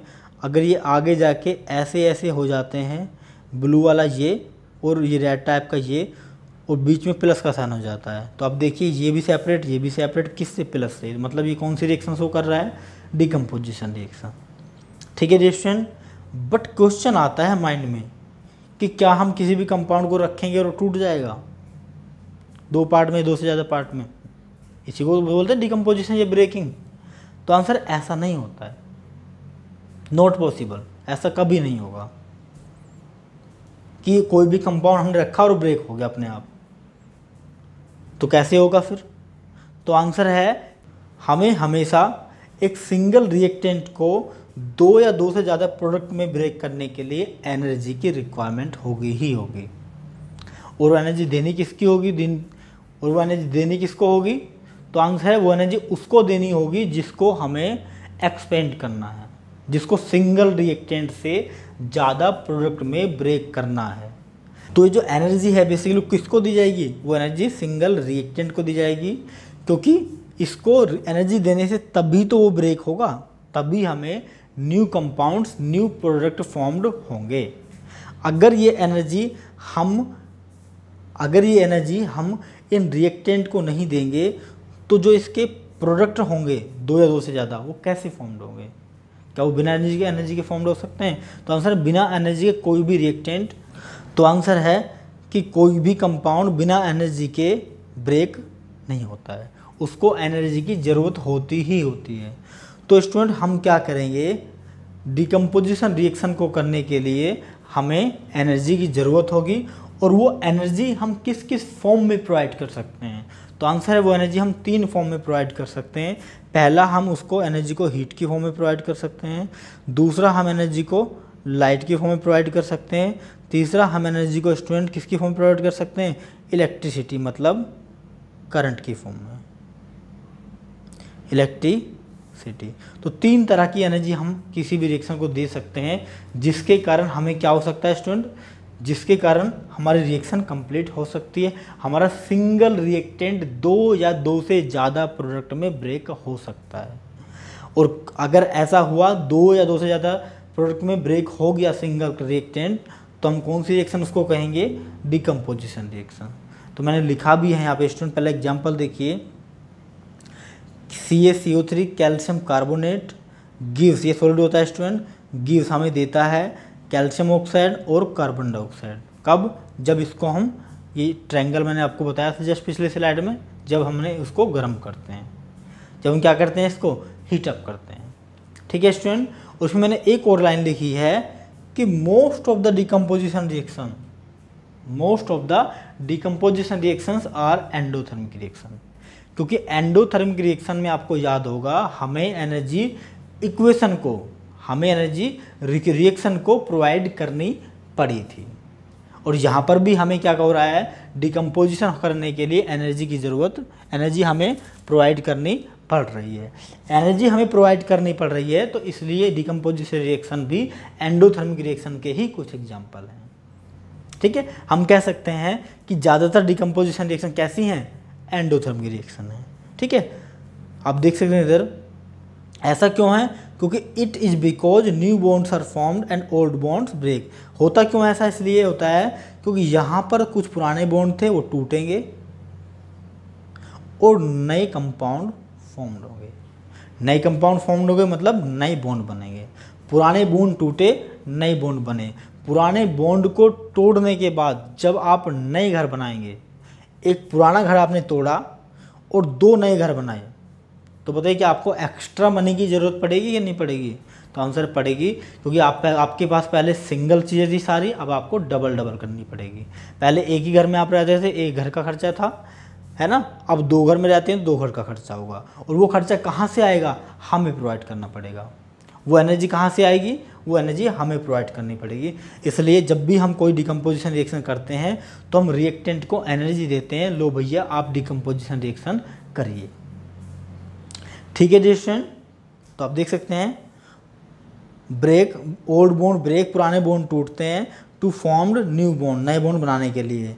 Reaction required extra amount of energy, इसलिए रिएक्शन को ज़्यादा कुछ एक्स्ट्रा अमाउंट की एनर्जी की ज़रूरत पड़ती है। जैसा कि मैंने आपको बताया, एनर्जी हम 3 फॉर्म में प्रोवाइड कर सकते हैं, इलेक्ट्रिसिटी, हीट एंड लाइट के फॉर्म में। इसका मतलब क्या है कि डिकम्पोजिशन रिएक्शन को हम 3 पार्ट में ब्रेक कर सकते हैं। पहला स्टूडेंट, जब हम एनर्जी किस फॉर्म में देते हैं, जब हम एनर्जी हीट एनर्जी की फॉर्म में देते हैं। डिकम्पोजिशन रिएक्शंस के टाइप्स हम लोग देखते हैं student, types of decomposition reaction. First is thermal decomposition reaction. First is thermal decomposition reaction. What is thermal decomposition reaction? Nothing special, जैसा आप पिछली स्लाइड में पढ़े हैं। डिकम्पोजिशन रिएक्शन कौन? जब सिंगल रिएक्टेंट 2 या 2 से ज़्यादा प्रोडक्ट में टूटेगा तो उस रिएक्शन को हम क्या बोलेंगे? डिकम्पोजिशन रिएक्शन बोलेंगे। लेकिन थर्मल ऐड हो गया तो इसमें कुछ नया होना चाहिए। नया क्या होना चाहिए कि हमें पता है हर रिएक्शन में क्या होता है, हमें पता है हर डिकम्पोजिशन रिएक्शन में क्या होता है, एक सिंगल रिएक्टेंट 2 या 2 से ज़्यादा प्रोडक्ट में ब्रेक होगा, सब रिएक्शन में होगा। बट थर्मल की पहचान क्या करें? थर्मल की पहचान के लिए हमने कहा कि ऐसी डिकम्पोजिशन रिएक्शन, जिस डिकम्पोजिशन रिएक्शन में हमें एनर्जी हीट की फॉर्म में प्रोवाइड करनी पड़े, हीट की फॉर्म में एनर्जी प्रोवाइड करनी पड़े, क्या करने के लिए? तो आंसर है रिएक्टेंट को ब्रेक करने के लिए। मेरी बात समझ में आई? ऐसी डिकम्पोजिशन रिएक्शन जिसमें रिएक्टेंट को ब्रेक करने के लिए एक्स्ट्रा अमाउंट ऑफ हीट की ज़रूरत पड़ती है। किस एनर्जी की स्टूडेंट? हीट एनर्जी की ज़रूरत पड़ती है। हम ये भी कह सकते हैं कि जिस रिएक्शन में रिएक्टेंट को ब्रेक करने के लिए हमें हीट की फॉर्म में एनर्जी सप्लाई करनी पड़ती है, उस रिएक्शन को हम थर्मल डिकम्पोजिशन रिएक्शन कहते हैं। ओके डियर स्टूडेंट, अगर आप एग्जाम्पल देखें उससे पहले मैं आपको बता दूं, इसकी पहचान ये होती है कि जो एरो लगा होता है उस एरो के ऊपर यहाँ ट्रायंगल बना होता है या फिर यहाँ पर हीट लिखा होता है। एरो के ऊपर या एरो के नीचे या तो हीट लिखा होगा या ट्रायंगल बना होगा, या कभी कभी उस पर हम लिख देते हैं टेम्परेचर, क्योंकि सबका मतलब एक ही है कि हम उसको क्या दे रहे हैं? हीट प्रोवाइड कर रहे हैं। उम्मीद करता हूँ ये आपको समझ में आया होगा। इसके अगर आप एग्जाम्पल देखिए तो फिर से वो एग्जाम्पल आगे जो आपको मैंने जस्ट बताया था, कैल्शियम कार्बोनेट। क्या? कैल्शियम कार्बोनेट सॉलिड, ये सॉलिड फॉर्म में होता है। जैसे हम इसको गर्म करते हैं, ट्रायंगल दिखाई दे रहा है, जैसे ही हम इसको गर्म करते हैं तो ये कैल्शियम ऑक्साइड, जिसको हम चूना बोल रहे थे, क्विकलाइम बोल रहे थे, जिसका नाम कैल्शियम ऑक्साइड है, और कार्बन डाइऑक्साइड में ब्रेक कर देता है। क्या कर देता है? Calcium oxide and carbon dioxide में ब्रेक कर देता है ना? कौन? कैल्शियम कार्बोनेट को। ठीक है, ओके। अब अगर नेक्स्ट एग्जांपल देखें, आप एक और एग्जांपल है स्टूडेंट, ये दोनों ही एग्जांपल मैंने एनसीईआरटी से लिए, बहुत ही इंपॉर्टेंट एग्जांपल्स हैं। और जो सेकंड वाला एग्जांपल है स्टूडेंट, ये मैं आपको पहले पिछले स्लाइड में बताया था जब मैंने आपको एंडोथर्मिक रिएक्शन बताई थी, कि हम किसी भी ट्यूब में फेरस सल्फेट को लेते हैं और उस ट्यूब को कुछ देर के लिए गर्म करते हैं। अब जैसे ही उस ट्यूब को गर्म करते हैं तो यहाँ से फेरस सल्फेट में से गैस निकलनी स्टार्ट हो जाती है। पहले सल्फ़र ट्राइऑक्साइड निकलती है, फिर सल्फ़र डाइऑक्साइड निकलती है। यहाँ पर क्या बचता है? तो आंसर यहाँ पर बचता है स्टूडेंट आयरन ऑक्साइड। क्या बचता है स्टूडेंट? यहाँ पे आयरन ऑक्साइड बचता है, फेरस ऑक्साइड बचता है। तो आप देख सकते हैं फेरस सल्फेट को जब हम गर्म करते हैं तो वो फेरस ऑक्साइड में ब्रेक होता है, सल्फ़र डाइऑक्साइड में ब्रेक होता है और सल्फ़र ट्राइऑक्साइड में भी ब्रेक होता है। ठीक है जी स्टूडेंट, तो यहाँ पर आप एक और चीज़ देख सकते हैं कि यहाँ पर सिंगल रिएक्टेंट है। क्या है? यहाँ पर सिंगल रिएक्टेंट है और प्रोडक्ट देखिए 1 2 3। मैंने आपको बताया था ना कि रिएक्टेंट एक ही होगा, प्रोडक्ट 2 या 2 से ज़्यादा भी हो सकते हैं, इसलिए थर्मल डिकम्पोजिशन रिएक्शन है। ठीक है स्टूडेंट, क्यों? क्योंकि इसमें हमने क्या लगा रखा है? डेल्टा लगा रखा है ऊपर। हम हीट भी लिखते तब भी थर्मल डिकम्पोजिशन होती है। नेक्स्ट देखते हैं student, next is electrolytic decomposition reaction. Student हम क्या कर रहे हैं? डिकम्पोजिशन रिएक्शन के टाइप पढ़ रहे हैं। सब में होगा क्या? सब में एक ही चीज़ होगी, एक रिएक्टेंट होगा जो 2 या 2 से ज़्यादा प्रोडक्ट में टूट जाएगा। पहचान कैसे करेंगे? तो पहचान के लिए मैं बता रहा हूँ आपको कि अगर वो थर्मल डिकम्पोजिशन होगी तो एरो के ऊपर ट्रायंगल बना होगा या हीट लिखा होगा। ठीक है, तो इलेक्ट्रोलिटिक की क्या पहचान है सर? तो इलेक्ट्रोलिटिक की पहचान ये होती है कि इसमें एरो के ऊपर करंट लिखा होता है या लिखा होता है इलेक्ट्रिक करंट या लिखा होता है इलेक्ट्रिसिटी। सबका मतलब एक ही है कि हम इसको इलेक्ट्रिसिटी या इलेक्ट्रिक करंट प्रोवाइड करा रहे हैं। ओके, सबसे पहले तो आप डेफिनेशन देखिए, the reaction in which energy is supplied in the form of electricity. ऐसी रिएक्शन जिसमें एनर्जी हमें प्रोवाइड करनी पड़ती है in the form of electricity. Okay, उसको हम बोलते हैं electrolytic decomposition reaction. Clear student? Clear है डियर स्टूडेंट? आप इसका एग्जाम्पल देखिए जो आपके एनसीईआरटी में दिया हुआ है। जैसे ये क्या है, H2O वाटर होता है ना। हमने क्या किया स्टूडेंट,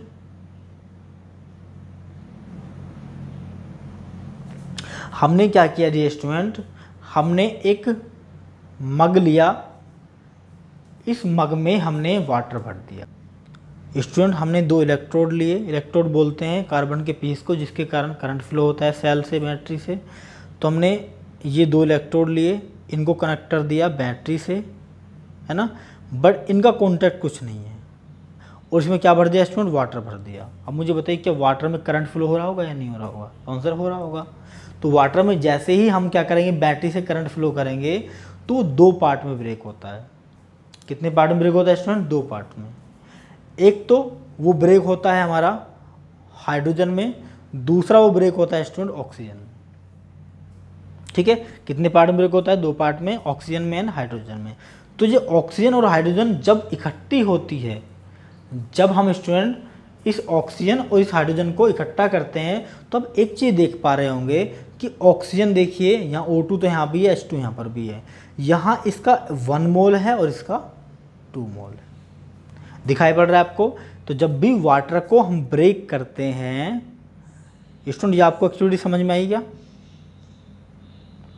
ये एक्टिविटी आपको समझ में आई? ज़्यादा आपको लिखने की ज़रूरत नहीं है, ज़्यादा एग्जाम में एक्टिविटी कभी नहीं आती, मैंने सिर्फ बताया आपको। यहाँ से ये क्वेश्चन आता है कि बताइए वाटर को जब हम ब्रेक करते हैं इलेक्ट्रोलाइटिक डिकम्पोजिशन से तो वाटर में ऑक्सीजन की क्वांटिटी 1 मोल और हाइड्रोजन की क्वांटिटी 2 मोल क्यों होती है? तो आंसर है स्टूडेंट कि जो वाटर होता है बेसिकली वो H2O होता है। अब H2O में एक O होता है और 2 H होते हैं, O से जस्ट डबल H होते हैं। अगर मैं 2H2O कर दूं तो 2 दूनी 4 H हो गए और 2 O हो गए, 4 H और 2 O। इसका मतलब क्या हुआ, O से जस्ट डबल H की क्वांटिटी होती है ना। इसलिए स्टूडेंट क्या होता है, जब भी ये गैस इकट्ठी होती है बाहर निकल के, क्योंकि हाइड्रोजन भी गैस होती है, ऑक्सीजन भी गैस होती है, तो ऑक्सीजन से जस्ट डबल क्वांटिटी होती है हमारी हाइड्रोजन गैस की। ओके जी स्टूडेंट, आप एक और एग्जांपल देख सकते हैं।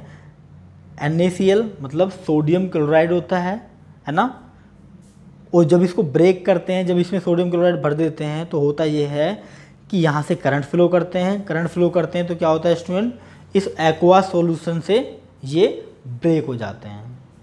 किस किस में? Na अलग हो जाता है और Cl अलग हो जाता है, तो ये 2Na सॉलिड हो जाता है और Cl2 अलग हो जाता है गैस, ये ठीक है।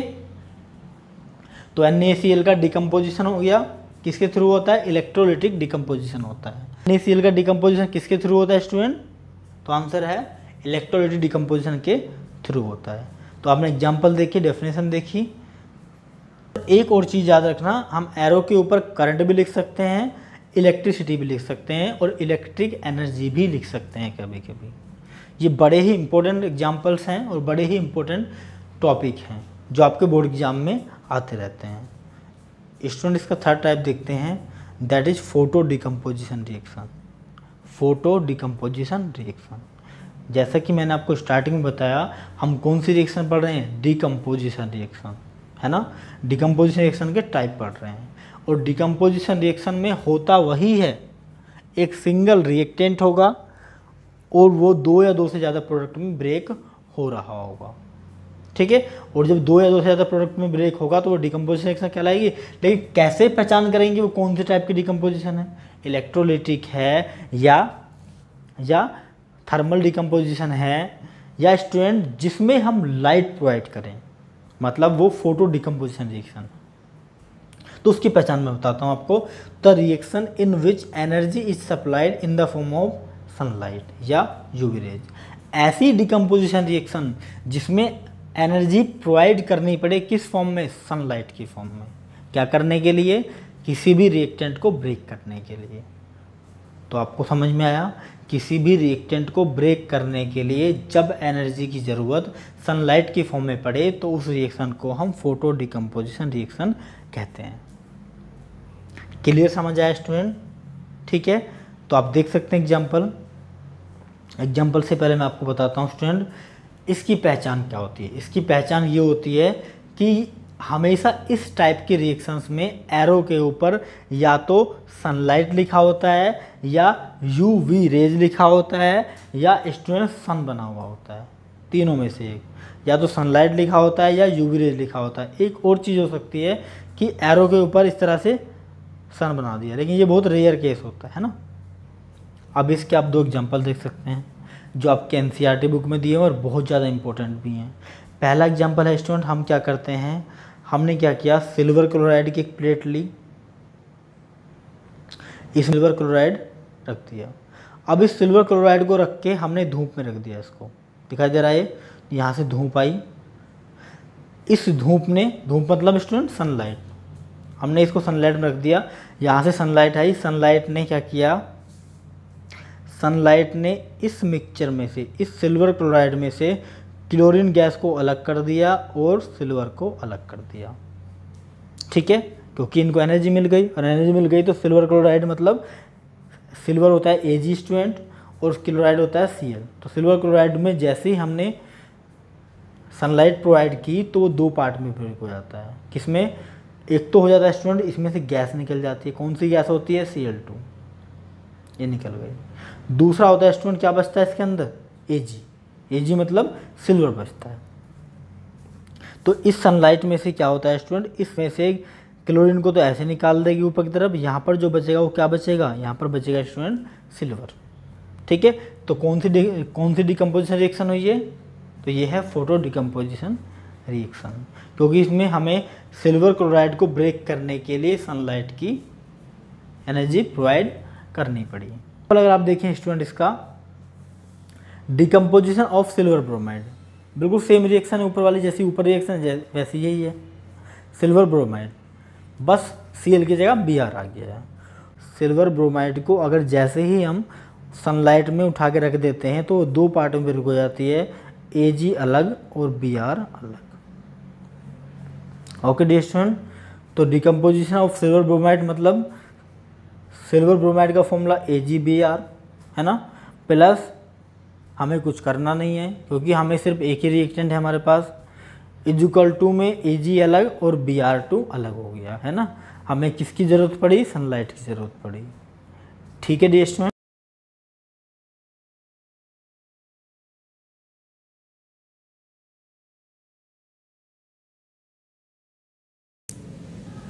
डिस्प्लेसमेंट को स्टडी करने से पहले आपने को जो मैंने वीडियो दिखाई है उस वीडियो को थोड़ा गौर से देखिए।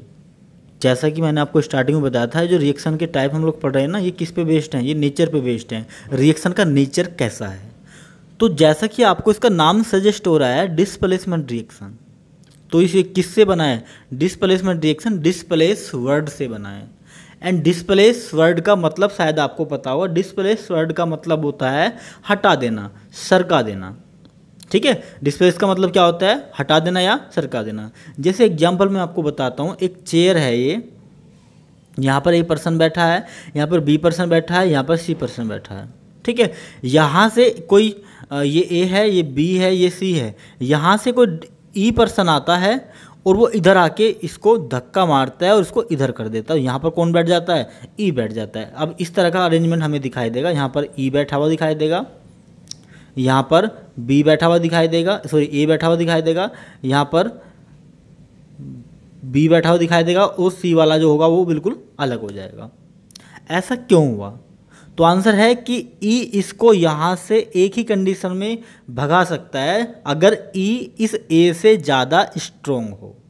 ये सब्स्टिट्यूट, मतलब क्या हुआ, ये बिल्कुल सही बात है कि ई का स्ट्रॉन्ग होना ज़्यादा इम्पोर्टेंट है।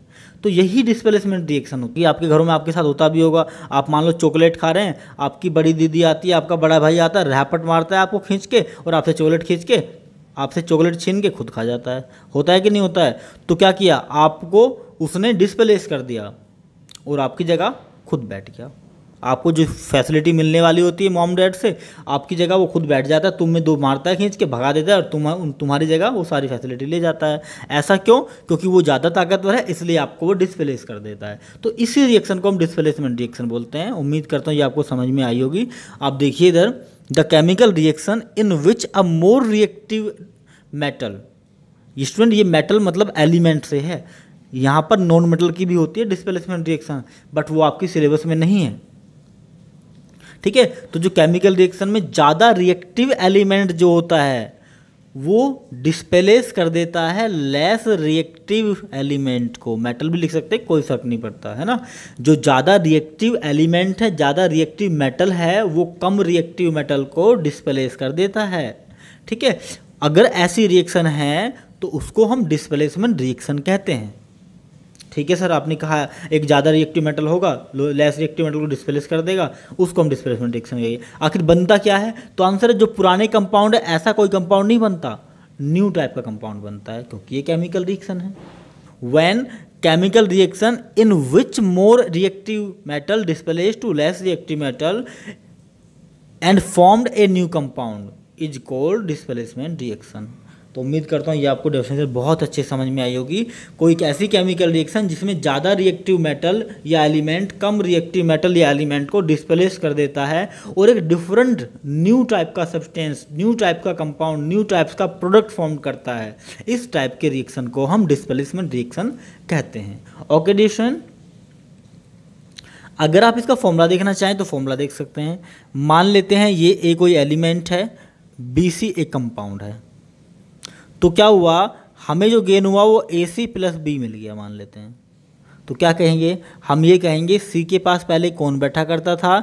तो आंसर है B बैठा करता था। जैसे ही हमने A को इसमें मिलाया, जैसे ही हमने A को BC में मिलाया तो A ने B को मार मार के बाहर भगा दिया। अब C के पास बैठ के मजे कौन लेता है? A लेता है। पहले कौन लेता था? यही डिस्क्रिप्शन है इस रिएक्शन का। तो इससे आसान लैंग्वेज मुझे लगता नहीं कि आपको कोई समझा सकता है। आप देख सकते हैं, मैं आपको एग्जांपल बताता हूँ। ये एग्जांपल सबसे बदनाम एग्जांपल है, एग्जाम में भी बहुत भर भर के आता है और आपको हर एक बुक में मिल जाएगा, बहुत बार पूछा जाता है आपसे एग्जाम में, और सबसे आसान भी है। हमारे पास एक कॉपर सल्फेट का सॉल्यूशन था जिसका कलर ब्लू था। ठीक है, हमने इसमें एक आयरन का नेल लेके आए। आयरन का नेल से आपको बुक में दिखाई दे जाएगा, इस तरह का दिखाई देगा, है ना। हमने इसमें ला के डिप कर दिया, ये आप देख पा रहे हैं, है ना। जैसे ही आपने इस आयरन के नेल्स को इस कॉपर सल्फेट के सॉल्यूशन में डिप कर दिया तो इसको कुछ देर के लिए, कुछ दिन के लिए रख देते हैं। एक्चुअली रिएक्शन बहुत स्लो होती है, तो अगर इसको 2-4 घंटे, 1-2 दिन के लिए रख देते हैं तो इसका ब्लू कलर गायब हो जाता है और हमें जो कलर मिलता है वो ये वाला कलर मिलता है। क्या हुआ इसका? तो आंसर है पहले जो ब्लू कलर था वो किसके कारण था? वो कॉपर सल्फेट के कारण था। क्लियर है? अब ये ग्रीनिश, लाइट ग्रीनिश कलर दिखाई दे रहा है, ये कहाँ से आया? तो आंसर है ये जो अब लाइट ग्रीनिश कलर है, अब यहाँ पर आयरन सल्फेट के कारण है। आप पूछेंगे सर आयरन सल्फेट कहाँ से आ गया? अरे सिंपल सी बात है ना, आयरन सल्फेट यहाँ से आ गया कि पहले कॉपर सल्फेट था। कॉपर एक कमज़ोर व्यक्ति है, अब कमज़ोर व्यक्ति को ताकतवर व्यक्ति, एक आयरन ताकतवर व्यक्ति ने भगा दिया और जाके खुद बैठ गया। तो क्या बना लिया? इसका मतलब ये ग्रीन कलर किसका है? This green colour shows iron sulphate. मतलब ये स्टूडेंट, यहाँ पर आयरन हमने जैसे रिएक्ट कराया तो Cu को इसने जूते मार के बाहर भगा दिया, ये चला गया Cu। अब यहाँ SO4 के पास तो जगह खाली हो गई ना, वो तो कहेगा ना मेरे पास कोई तो आए। तो आयरन कहता है चलो ठीक है हम वहाँ पे आ रहे हैं। तो आयरन वहाँ जाके बैठ जाते हैं, FeSO4 बना लेते हैं और Cu बेचारे बाहर जाके बैठ जाते हैं। ठीक है, तो समझ आया। अगर आपसे रिएक्शन को एक्सप्लेन करने के लिए पूछा जाता है कि ये कौन से टाइप की रिएक्शन है तो आप कैसे लिखेंगे? तो आपको लिखना होगा, तो आप ऐसे पढ़ेंगे, we will study to this reaction such that iron displace to copper. Iron ने कॉपर को डिस्प्लेस कर दिया because iron is more reactive than copper. क्योंकि आयरन ज़्यादा रिएक्टिव है कॉपर से, इसलिए blue colour of copper sulphate is convert into light green colour of iron sulphate. इसलिए जो कॉपर सल्फेट का ब्लू कलर था वो green colour of iron sulphate में green colour of iron sulphate में कंप्लीटली कन्वर्ट हो गया है। इसलिए इस रिएक्शन को हम डिस्प्लेसमेंट रिएक्शन कहते हैं। ठीक है डियर स्टूडेंट, तो उम्मीद करता हूँ ये आपको समझ में आया होगा। अब सबसे बड़ा क्वेश्चन मेरे माइंड में तो ये आता है, आपके शायद आता हो नहीं आता हो, क्योंकि आप पता नहीं कौन सी वीडियो से कौन से टीचर से पढ़ते हैं, कि हमें कैसे चलेगा सर पता कि कौन रिएक्टिव ज़्यादा है कौन कम रिएक्टिव है। आप बताइए कोई तरीका। बिल्कुल आपका क्वेश्चन जायज़ है और आपके हर एक क्वेश्चन का जवाब मेरी वीडियो में मिलेगा। मैं गारंटी लेता हूँ इस बात की, आपको कोई भी डाउट नहीं बचेगा, मैं मानता हूँ। आप सर अब आपके दिमाग में आ रहा होगा सर तो बताइए ना कैसे हमें चलेगा पता। एब्सोल्यूट, देखिए नेक्स्ट स्लाइड में मैं आपको बताता हूँ कि हमें पता कैसे चलेगा कि कौन ज़्यादा रिएक्टिव है कौन कम रिएक्टिव है। तो सुन, उसके लिए हमने एक टेबल बनाई है जिसको हम बोलते हैं रिएक्टिविटी सीरीज। इसको आप चैप्टर नंबर 3 जब आप मेटल नॉन मेटल में पढ़ेंगे तब आप उसको डीपली स्टडी करेंगे वहाँ पर। तो हमने एक टेबल बनाई है, एक लिस्ट बनाई है, एक सीरीज बनाई है, इसको हम सीरीज बोलते हैं। इस सीरीज का नाम होता है स्टूडेंट रिएक्टिविटी सीरीज। क्या नाम होता है? Reactivity series. तो ये जो रिएक्टिविटी सीरीज है, ये रिएक्टिविटी सीरीज हमें ये बताएगी कौन ज़्यादा रिएक्टिव है कौन कम रिएक्टिव है, कौन किसको डिस्प्लेस कर सकता है। तो आप इसको देखिए, आपको इसको 100% याद करना है। अब कागज में ये भी आ सकता है सर हम इनको सिक्वेंसली कैसे याद कर सकते हैं। बिल्कुल कर सकते हैं, मैं आपको याद करने की ट्रिक बहुत अच्छी सी बताऊंगा। मुझे उम्मीद है कि आपको 100% याद हो जाएगा। ठीक है, तो इसको पहले यूटिलाइज कैसे करेंगे। तो यूटिलाइज करने का एक तरीका है कि जो जितना ऊपर होगा वो उतना सुप्रीम होगा, वो उतना बड़ा होगा। मतलब कहने का ये है जो सबसे ऊपर है वो नीचे वाले सबसे ज़्यादा रिएक्टिव है, वो अपने नीचे वाले सबको डिस्प्लेस कर सकता है। ठीक है, जो Na है वो अपने नीचे सभी एलिमेंट्स को CMgAl इनको डिस्प्लेस कर सकता है, बट K को नहीं कर सकता। ठीक है, जब भी K से इसकी टक्कर होगी तो K के साथ, जब भी Na की K के साथ टक्कर होगी तो Na K को नहीं हरा सकता, बट CMgAl इन सबको हरा सकता है। ठीक है, अगर Ca की बात करें तो Ca अपने नीचे वाले सबको डिस्प्लेस कर सकता है, ऊपर वालों को डिस्प्लेस नहीं कर सकता। अगर Mg की बात करें तो Mg अपने नीचे वालों को डिस्प्लेस कर सकता है, Al Zn Fe Pb Hcu Hg Ag Au इन सबको डिस्प्लेस कर सकता है। अगर हम Al की बात करते हैं तो Al अपने नीचे वाले सबको डिस्प्लेस कर सकता है, ऊपर वालों को डिस्प्लेस नहीं कर सकता। मुझे उम्मीद है कि आपको ये समझ में आया होगा। तो मैंने अभी जो पिछली रिएक्शन बताई है, आयरन ने कॉपर को डिस्प्लेस किया। आप देखिए आयरन ऊपर है और कॉपर नीचे है। तो आयरन क्योंकि वो ऊपर है ज़्यादा रिएक्टिव है, कॉपर क्योंकि वो नीचे है कम रिएक्टिव है, इसलिए ज़्यादा रिएक्टिव एलिमेंट ने कम रिएक्टिव एलिमेंट को डिस्प्लेस कर दिया है। मुझे उम्मीद है आपको समझ में आ रहा होगा। अभी मैंने बहुत सारे एग्जाम्पल लिए हैं, आप थक जाओगे, इतने सारे एग्जाम्पल लिए हैं, और मैं उम्मीद करता हूं कि आपको हर एक टॉपिक हर एक एग्जाम्पल क्रिस्टल क्लियर हो जाएगा। जैसे आप देखिए FeSO4 आयरन सल्फेट था। आपने अभी पिछले एग्जाम्पल में कहा कि आयरन ज़्यादा रिएक्टिव होता है, किससे होता है? कॉपर से। ठीक है सर, अब मुझे बताइए क्या वो सबसे ज़्यादा रिएक्टिव होता है? नहीं, हमने Zn के साथ रिएक्शन करा दी। अब देखिए Zn कहाँ पर है, Zn ऊपर है Fe नीचे है, कौन ज़्यादा रिएक्टिव? Zn ज़्यादा रिएक्टिव। तो Zn Fe को क्या करेगा? जूते मार के भगा देगा। Fe बेचारा भागते भागते भागते भागते यहाँ के पड़ा प्रोडक्ट में। ठीक है, और Zn जैसे ही यहाँ पे आया तो ये Zn SO4 बन गया और Fe बाहर निकाल दिया। ठीक है, पढ़ेंगे कैसे? पढ़ेंगे ऐसे, Zn ने Fe को डिस्प्लेस कर दिया क्योंकि Zn ज़्यादा रिएक्टिव है Fe से। ठीक है, क्लियर है?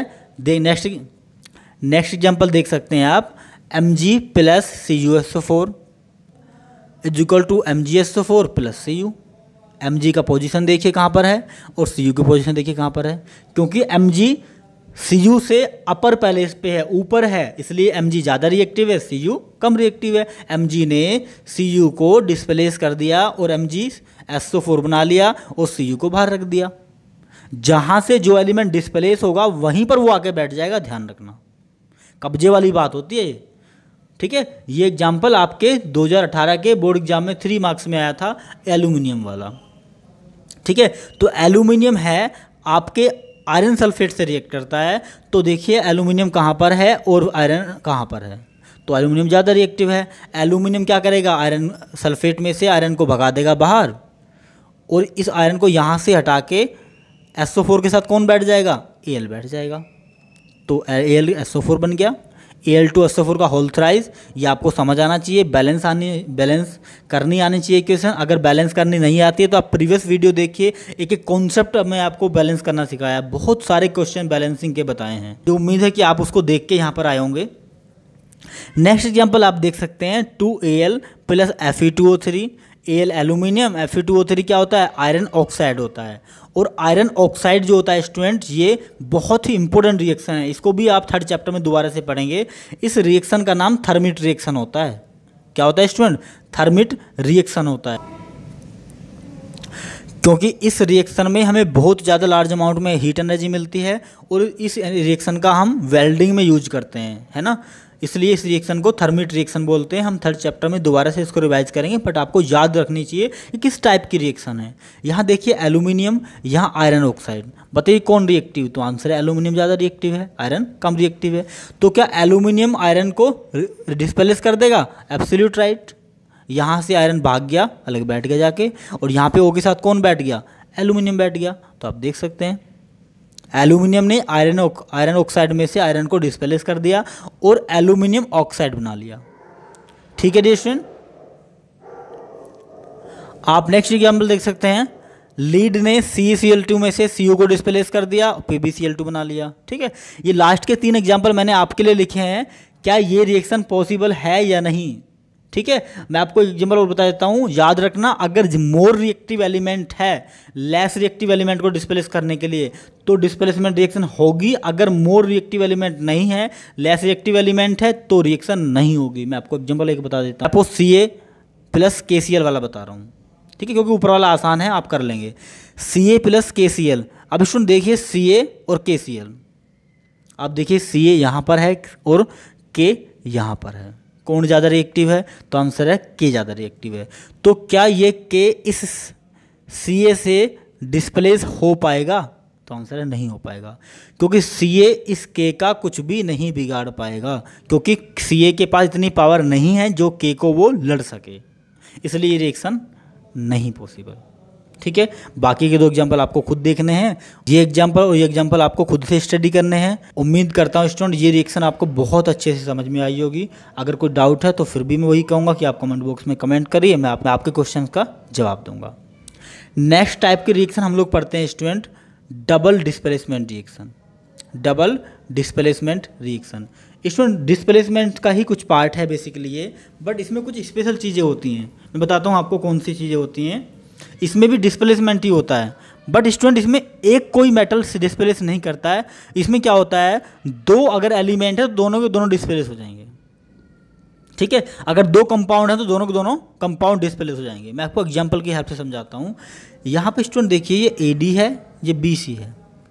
ठीक है, अगर मैं ये कहूँ कि A ने B को डिस्प्लेस कर दिया, इसलिए A C के पास जाके बैठ गया, है ना, ये बात मेरी चलो सही है, A C के पास जाके बैठ गया।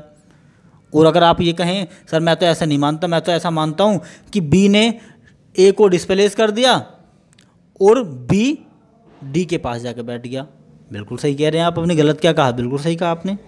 क्या मतलब हुआ इसका, ये मतलब हुआ A ने B को डिस्प्लेस कर दिया, C के पास बैठ गया, ये बैठ गया। B ने A को डिस्प्लेस किया, B D के पास बैठ गया, ये बैठ गया। क्या दोनों बात में कोई गलती है, तो आंसर दोनों ही एब्सोल्यूट राइट हैं, दोनों ही बात बिल्कुल सही हैं। तो आखिर डेफिनेशन क्या होगी इसकी, तो आंसर है स्टूडेंट कि ऐसी रिएक्शन, डबल डिस्प्लेसमेंट ऐसी रिएक्शन होती है जिसमें दोनों कंपाउंड एक दूसरे को डिस्प्लेस कर देते हैं। कोई एक नहीं, जिसमें दोनों कंपाउंड एक दूसरे से डिस्प्लेस हो जाते हैं या डिस्प्लेस कर देते हैं, उस रिएक्शन को हम क्या बोलते हैं, डबल डिस्प्लेसमेंट रिएक्शन कहते हैं। आप इधर देख सकते हैं, the reaction in which both the compound are displace to each other. ऐसी रिएक्शन जिसमें दोनों ही कंपाउंड एक दूसरे को डिस्प्लेस कर देते हैं, एंड फॉर्म्ड 2 न्यू कंपाउंड, और दोनों के दोनों न्यू कंपाउंड मतलब न्यू प्रोडक्ट फॉर्म्ड करते हैं। ऐसी रिएक्शन को हम डबल डिस्प्लेसमेंट रिएक्शन कहते हैं। मुझे उम्मीद है आपको समझ में आ गया होगा। ठीक है, नहीं आया तो देखिए एक और मैं डेफिनेशन आपको बताऊंगा जस्ट ऊपर जो लिखी है, बट पहले ये समझिए कि यार ये जो डेफिनेशन है ये एब्सोल्यूट राइट है या नहीं। आप देखिए स्टूडेंट, मैं दोबारा से बताता हूँ आपको, ए ने बी को डिस्प्लेस कर दिया, ठीक है, और जहाँ पर बी बैठा था वहाँ पे ए बैठ गया, बी किसके पास बैठा था, सी के पास, अब सी के पास कौन बैठा है, ए, ठीक है, कर दिया। बी ने, अब दूसरा देखिए, बी ने ए को डिस्प्लेस कर दिया और ए किसके पास बैठा था, डी के पास, अब डी के पास कौन बैठा है, बी बैठा है। तो क्या दोनों बात सही है या नहीं, तो दोनों बात सही है, इसका मतलब दोनों एक दूसरे से डिस्प्लेस हो जाते हैं और दो नए कंपाउंड फॉर्म करते हैं। आपको दिखाई दे रहा होगा AC नया कंपाउंड है, BD नया कंपाउंड है, तो दोनों न्यू कंपाउंड है ना, न्यू प्रोडक्ट हैं। ओके, कंपाउंड कहूँ प्रोडक्ट कहूँ, हमें क्योंकि प्रोडक्ट राइट में होते हैं तो राइट में कंपाउंड हमें पता है, क्योंकि राइट में प्रोडक्ट होते हैं तो ये कंपाउंड प्रोडक्ट के रूप में ये है मेरे पास जो है। ठीक है, अगर आप एग्जाम्पल देखें PbNO3, ये एग्जाम्पल स्टूडेंट पता नहीं मैं आपको 10वीं बार पढ़ा रहा हूँ, 10-15वीं बार पढ़ा रहा हूँ, मैं बता रहा हूँ आपको 100% हर एक इक्वेशन आपको याद हो जाएगी। ये PbNO3 मतलब लीड नाइट्रेट एक्वास फॉर्म में है, ये पोटेशियम आयोडाइड एक्वास फॉर्म में है, ये दोनों ही कलरलेस होते हैं। अब दोनों ही क्या होते हैं, एक दूसरे से डिस्प्लेस हो जाते हैं। मतलब क्या है, मतलब ये है Pb इससे जाके लड़ेगा और K को कहेगा भाग जा यहाँ से, ठीक है, कहेगा ठीक है मैं जा रहा हूँ, ये बैठ गया जाके, ठीक है, और Pb किसके पास जाके बैठ जाएगा, I के पास, तो PbI2 बन गया। ओके, अब यहाँ से K ये भी तो कहेगा ठीक है तू मेरे पास आके बैठ, मैं तेरे घर जाके बैठ जाऊँगा। Pb का घर कौन सा था, तो आंसर है Pb का घर NO3 वाला था। तो जैसे Pb K के घर आगे बैठेगा, K का घर कहाँ पे है, I के पास, तो जैसे Pb I के पास आगे बैठ जाएगा तो K दूसरे रास्ते से जाएगा और उसके घर जाके बैठ जाएगा। उसका घर किसके पास है, NO3 के पास, क्या बना लेगा, KNO3। मेरी बात समझ में आई कि यहाँ पे Pb ने K को डिस्प्लेस किया तो PbI2 बना लिया, ठीक है, अब K ने Pb को डिस्प्लेस किया तो KNO3 बना लिया। ठीक है, बाकी बैलेंसिंग का काम है, बैलेंसिंग आपको आती है, नहीं आती तो प्रीवियस वीडियो जाकर देखिए। समझ आया कि नहीं आया, तो उम्मीद करता हूँ ये आपको समझ में आया होगा। लेड ने पोटेशियम को डिस्प्लेस कर दिया तो लीड आयोडाइड बना, पोटेशियम ने लीड को डिस्प्लेस किया तो पोटेशियम नाइट्रेट बना। ओके डियर स्टूडेंट, अब देखिए ये पहली डेफिनेशन थी। अब दूसरी डेफिनेशन से सुनिए मेरी बात कि दूसरी डेफिनेशन इसको मैं कैसे समझा सकता हूँ। बच्चे आयंस के बारे में पूछते हैं मुझसे कि अच्छा सर आयंस क्या होते हैं। स्टूडेंट आयंस होते हैं दो तरह के, एक पॉजिटिव आयंस होता है, एक नेगेटिव आयंस होता है। पॉजिटिव आयंस वो होता है जो इलेक्ट्रॉन डोनेट करता है, नेगेटिव आयंस वो होते हैं जो इलेक्ट्रॉन गेन करते हैं। ओके डियर स्टूडेंट, जब भी कोई कंपाउंड बनता है बेसिकली यहाँ पर मोस्टली ऑर्गेनिक कंपाउंड, यहाँ पर मोस्टली आयनिक कंपाउंड होते हैं। तो जब भी कोई आयनिक कंपाउंड होता है तो एक पॉजिटिव आयंस होता है, एक नेगेटिव आयंस होता है। अगर कोई कंपाउंड AB की फॉर्म में लिखा है तो जो स्टार्टिंग में लिखा होता है ये पॉजिटिव आयंस होता है, मतलब ये A+ होता है। जो लास्ट में लिखा होता है ये नेगेटिव आयंस होता है, मतलब ये B- होता है। तो आपको समझ में आया, स्टार्टिंग में जो लिखा है वो पॉजिटिव आयंस, बाद में जो लिखा है वो नेगेटिव आयंस। तो अगर मैं पूछूं आपसे कि इसमें पॉजिटिव आयंस कौन सा, तो आंसर है A पॉजिटिव आयंस, D क्या है, नेगेटिव आयंस, B क्या है, दोबारा देखिए स्टूडेंट, A पॉजिटिव आयंस है और D नेगेटिव आयंस है, तभी तो ये कंपाउंड बना होगा। इसमें देखिए B पॉजिटिव आयंस है, C नेगेटिव आयंस है, तभी तो ये कंपाउंड बना होगा। अब स्टूडेंट अगर मैं ये कहूँ कि इसका जो स्टार्टिंग वाला था पॉजिटिव आयंस था, बाद वाले के नेगेटिव आयंस से जा मिला, और इसका जो नेगेटिव आयंस था वो बाद वाले के पॉजिटिव आयंस से जा मिला, तो क्या मेरी ये बात गलत है? आप देख सकते हैं ये इसका पॉजिटिव इसके नेगेटिव से मिला है ना, AC बन गया, इसका नेगेटिव इसके पॉजिटिव से जाकर मिला BD। बताइए इस बात में क्या गलत है? तो आप कहेंगे सर ये तो बिल्कुल सही है पर समझ में नहीं आया। बिल्कुल अभी समझ में आएगा। देखिए स्टूडेंट, मेरा कहने का मतलब ये है the reaction in which exchange of ion takes place, ऐसी रिएक्शन जिसमें आयन का एक्सचेंज होता है और दो नए कंपाउंड या प्रोडक्ट फॉर्म्ड होते हैं, उस रिएक्शन को भी हम डबल डिस्प्लेसमेंट रिएक्शन कहते हैं। ये दोनों डेफिनेशन एक ही हैं, मैं आपको समझाता हूँ। देखिए स्टूडेंट, यहाँ पर देखिए लीड नाइट्रेट, तो इसमें Pb जो होगा वो पॉजिटिव होगा, है ना, स्टार्टिंग पॉजिटिव होता है। NO3 जो होगा स्टूडेंट वो क्या होगा, नेगेटिव होगा। ठीक है, इसमें पॉजिटिव कौन होगा, इसमें K पॉजिटिव होगा, इसमें निगेटिव I होगा। ठीक है, अब मैं क्या कह रहा था, मैं ये कह रहा था पहले का पॉजिटिव दूसरे का निगेटिव, पहले के पॉजिटिव ने अपने निगेटिव को छोड़ दिया, दूसरे के निगेटिव को पकड़ लिया, तो PbI2 बना लिया। दूसरे के पॉजिटिव ने पहले के नेगेटिव को पकड़ लिया, तो KNO3 बना लिया। क्या Pb ने अपने आयन को दूसरे को दे दिया और दूसरे का आयन खुद ले लिया? एक्सचेंज किया है या नहीं किया है? तो आंसर है एक्सचेंज किया है। और एक्सचेंज अगर आयन का होता है तो कौन सी reaction? Double displacement reaction. Clear student? Clearly समझ आया? उम्मीद करता हूँ ये आपको बहुत अच्छे से समझ में आया होगा। ये बहुत ही इंपॉर्टेंट रिएक्शन है बोर्ड एग्जाम के लिए, क्योंकि बोर्ड एग्जाम में यहाँ से अक्सर क्वेश्चन पूछे जाते हैं। ठीक है, तो इसको दो तरह से मैंने आपको समझाया। एक तो वो both compound are displaced to each other and form new compound, है ना। एक वो जिसमें आयन एक्सचेंज का मेथड होता है। दोनों ही तरह से इस रिएक्शन को मैंने अच्छे से आपको समझा दिया है। इसके बहुत सारे एग्जाम्पल मैंने लिए हैं ताकि आपको शिकायत ना हो कि सर आप एग्जाम्पल बहुत कम कराते हैं। देखिए और देखिए, देखिए और एग्जाम्पल देखिए। जैसे AgNO3 plus NaCl is equal to AgCl plus NaNO3। क्या हुआ स्टूडेंट? इसमें ये Ag प्लस होगा, ये माइनस होगा NO3, ये Na प्लस होगा, Cl माइनस होगा। क्या करना है? इसका प्लस इसका माइनस, प्लस क्या? AgCl। ठीक है, इसका माइनस इसका प्लस, क्या? NO3 और Na। बट एक चीज़ याद रखना कि हमेशा स्टार्टिंग में पॉजिटिव ही लिखते हैं, ध्यान रखना। क्या लिखते हैं? हमेशा स्टार्टिंग में पॉजिटिव लिखते हैं। पॉजिटिव क्यों लिखते हैं? क्योंकि हम पहले, हमारा कंपाउंड लिखने का तरीका ये होता है, पहले पॉजिटिव आयन साथ लिखा जाता है, फिर निगेटिव आयन से लिखा जाता है। ओके, तो उम्मीद करता हूँ ये आपको समझ में आया। नेक्स्ट एग्जाम्पल आप देख सकते हैं। जैसे मैं ये एग्जाम्पल लेता हूँ BaCl2 प्लस CuSO4। ये आसान है, ये आप कर सकते हैं। BaCl2 प्लस CuSO4, तो Ba प्लस होगा, Cl माइनस होगा, Cu प्लस होगा, SO4 माइनस होगा। ओके, तो ये प्लस वाला इस वाले माइनस से जाके मिलेगा। प्लस वाला कौन है? Ba और SO4, तो BaSO4 बन गया। इसका निगेटिव इसका निगेटिव इसके पॉजिटिव से जा मिलेगा, मतलब CuCl2। क्लियर समझ आया? ओके, आपको मैंने 3 एग्जाम्पल दे रखे हैं, आप इनका आंसर मुझे कमेंट बॉक्स में कमेंट कर सकते हैं। ओके, मैं आपके आंसर का रिप्लाई करूंगा अगर सही होगा तो। नेक्स्ट टाइप की रिएक्शन हम लोग पढ़ते हैं स्टूडेंट, न्यूट्रलाइजेशन रिएक्शन। स्टूडेंट ये रिएक्शन डबल डिस्प्लेसमेंट रिएक्शन का ही एक टाइप होता है रियल में। मैं आपको समझाऊंगा डबल डिस्प्लेसमेंट रिएक्शन का टाइप क्यों होता है। जस्ट पहले समझ लीजिए क्या होता है। बहुत ही आसान लैंग्वेज में, बहुत ही आसान डेफिनेशन है इसकी। इस रिएक्शन को आप एसिड बेसिस सॉल्ट, मतलब नेक्स्ट चैप्टर में पता नहीं 1000 बार पढ़ेंगे, कितने बार पढ़ेंगे बेसिकली। ठीक है, बट मैंने आपको यहाँ आपको इसको इंट्रोड्यूस कर दिया। क्या होती है न्यूट्रलाइजेशन, क्या होती है न्यूट्रलाइजेशन रिएक्शन? स्टूडेंट जैसा कि आपको इसका फर्स्ट वर्ड दिखाई दे रहा होगा, न्यूट्रल। न्यूट्रल मतलब जीरो, जिसके पास कुछ भी ना हो, जिसके पास कुछ भी पावर ना हो। Yes, absolute. स्टूडेंट एसिड भी पावरफुल होता है, बेस भी पावरफुल होता है। अगर ये ताकतवर इस ताकतवर से लड़े तो क्या वो एक दूसरे की ताकत को हरा देंगे या नहीं हरा देंगे? तो आंसर हरा देंगे।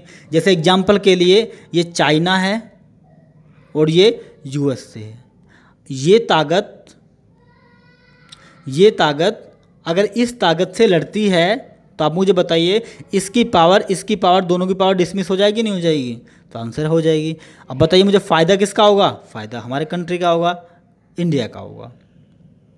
ठीक है, तो बेसिकली क्या होता है, जब भी दो ताकतवर लोग लड़ते हैं तो क्या होता है, उनकी पावर एक दूसरे में न्यूट्रलाइज हो जाती है और वो नए कंपाउंड जो फॉर्म करते हैं उनका नाम होता है सोल्ट प्लस। अब आप कहेंगे सर ये कहानी मत सुनाइए, हम लोग बोर हो जाते हैं ये कहानी सुन के, रियल डेफिनेशन बताइए। अरे रियल डेफिनेशन तो बहुत आसान है। क्या डेफिनेशन है? डेफिनेशन ये है, जब भी कोई एसिड किसी बेस से रिएक्ट करता है तो एसिड अपनी पावर से बेस की पावर को डिस्ट्रॉय कर देता है। मैं ये भी कह सकता हूँ कि बेस अपनी पावर से एसिड की पावर को डिस्ट्रॉय कर देता है। मतलब क्या हुआ, दोनों ने एक दूसरे की पावर को डिस्ट्रॉय किया और क्या कर दिया, एक दूसरे को न्यूट्रलाइज कर दिया।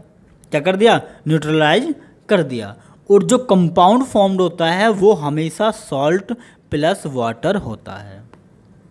हमेशा सॉल्ट प्लस वाटर होता है। याद रखना, दुनिया में सॉल्ट कहीं से बना है तो एसिड और बेस के रिएक्शन होने के बाद बना है। ठीक है, मैं आपको अभी जस्ट बताऊंगा कि जो घरों में हम सॉल्ट खाते हैं वो कैसे बनता है। ठीक है डियर स्टूडेंट, तो आप डेफिनेशन देख सकते हैं, the chemical reaction in which acid and bases react together. ऐसी रिएक्शन जिसमें एसिड और बेस दोनों एक दूसरे से रिएक्ट करते हैं, एक दूसरे को न्यूट्रलाइज कर देते हैं एंड फॉर्म्ड करते हैं सॉल्ट एंड वाटर। क्या चीज़ फॉर्म करते हैं? Salt and water. इस रिएक्शन को हम बोलते हैं न्यूट्रलाइजेशन रिएक्शन। बहुत अच्छे से आपको समझ में आई होगी। सर जी एग्जाम्पल बता दीजिए जल्दी से, फिर हम चलें। तो देखिए एग्जाम्पल देखिए आप, NaOH। स्टूडेंट मैं आपको बता देता हूँ, NaOH, KOH, CaOH का होल ट्वाइस, जितने भी OH वाले होते हैं मोस्टली, जैसे sodium hydroxide, potassium hydroxide, OH hydroxide बोलते हैं, OH को क्या बोलते हैं? Hydroxide. Potassium hydroxide, sodium hydroxide, calcium hydroxide, ये बेस होते हैं। ओके डियर स्टूडेंट, और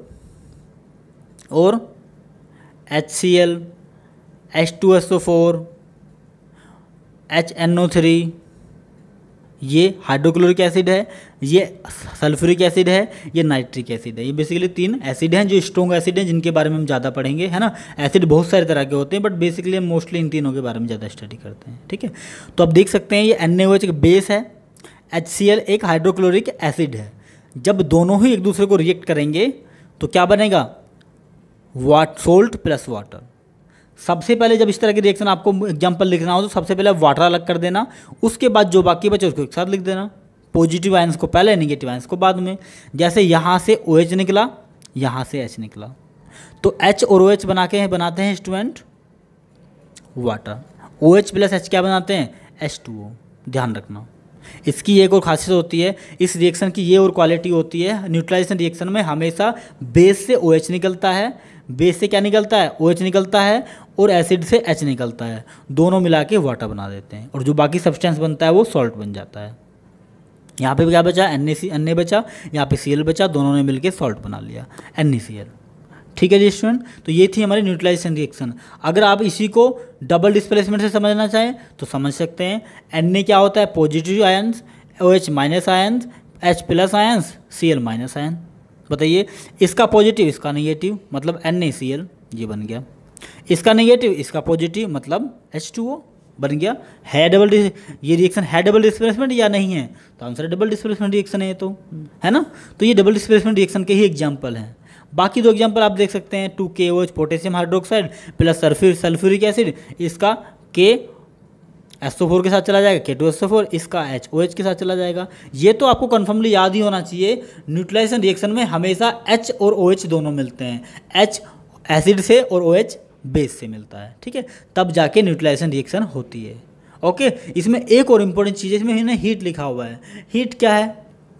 हीट क्या है? तो हीट ये है स्टूडेंट, एसिड पावरफुल है उसके पास भी एनर्जी होती है, बेस पावरफुल है उसके पास भी एनर्जी होती है। जब वो एक दूसरे को न्यूट्रलाइज करेंगे तो उनकी एनर्जी जाएगी कहाँ? क्या एनर्जी डिस्ट्रॉय हो जाएगी? तो आंसर है energy neither be created nor be destroyed. तो कहाँ जाएगी? तो आंसर दोनों एनर्जी निकलेगी, बाहर निकल जाएगी हीट की फॉर्म में।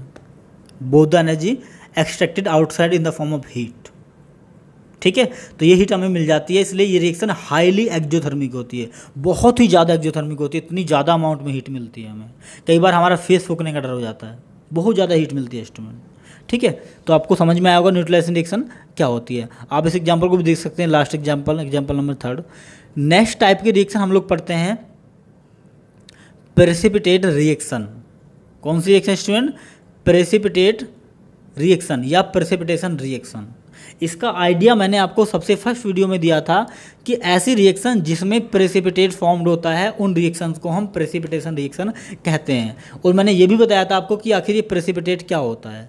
तो आंसर है कि प्रेसिपिटेट स्टूडेंट ऐसा सब्सटेंस होता है जो वाटर में डिजोल्व नहीं करता, जो इनसोल्यूबल होता है। ठीक है, जो कैसा होता है? इनसोल्यूबल होता है। ऐसी कोई सी भी रिएक्शन आपको देखने के लिए मिले जिस रिएक्शन में प्रेसिपिटेट या इनसोल्यूबल सब्सटेंस फॉर्म्ड होता है, ऐसी रिएक्शन को हम प्रेसिपिटेशन रिएक्शन कहते हैं। ओके डियर स्टूडेंट, तो आप डेफिनेशन देख सकते हैं, the chemical reaction in which precipitate is form. ऐसी रिएक्शन जिसमें प्रेसिपिटेट फॉर्म्ड होता है या इनसॉल्युबल सब्सटेंस होता है उसको हम बोलते हैं प्रेसिपिटेशन रिएक्शन। ओके, अगर मैं इसके एग्जांपल देखना चाहूँ तो फिर से वही एग्जांपल घिसे पिटे जो आप पहले कई बार पढ़ चुके हैं। पहला बेरियम क्लोराइड। स्टूडेंट ये डबल डिस्प्लेसमेंट रिएक्शन का भी एग्जाम्पल है। मैं आपको बता दूं ये न्यूट्रलाइजेशन रिएक्शन और प्रेसिपिटेट रिएक्शन दोनों ही डबल डिस्प्लेसमेंट रिएक्शन के टाइप होते हैं। बट हमने टाइप नहीं पढ़ने हैं, हमें ये रिएक्शन सेपरेटली पढ़नी है। आप टाइप से कोई इंपॉर्टेंस, आप टाइप से इनको ना देख के अलग भी देख सकते हैं, कोई फ़र्क नहीं पड़ता, और टाइप्स में भी देखें तब भी कोई फ़र्क नहीं पड़ता।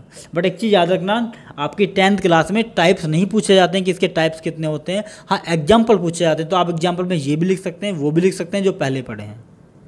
ठीक है, न्यूट्रलाइजेशन रिएक्शन भी आप लिख सकते हैं। ओके डियर स्टूडेंट, तो ये था आपका। अगर आप इसको एग्जाम्पल को देखें दोबारा से मैं आपको समझाऊं, BaCl2 Na2SO4 BaSO4 = NaCl।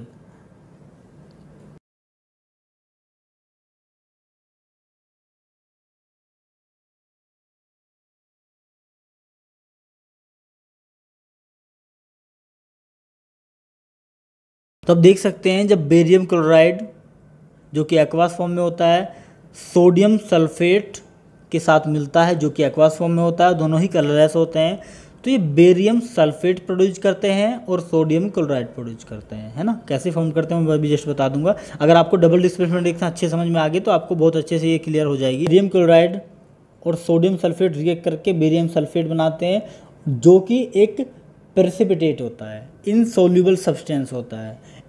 क्योंकि ये इनसॉल्युबल सब्सटेंस है इसलिए ये जब भी रिएक्ट करके बनता है तो नीचे बैठ जाता है।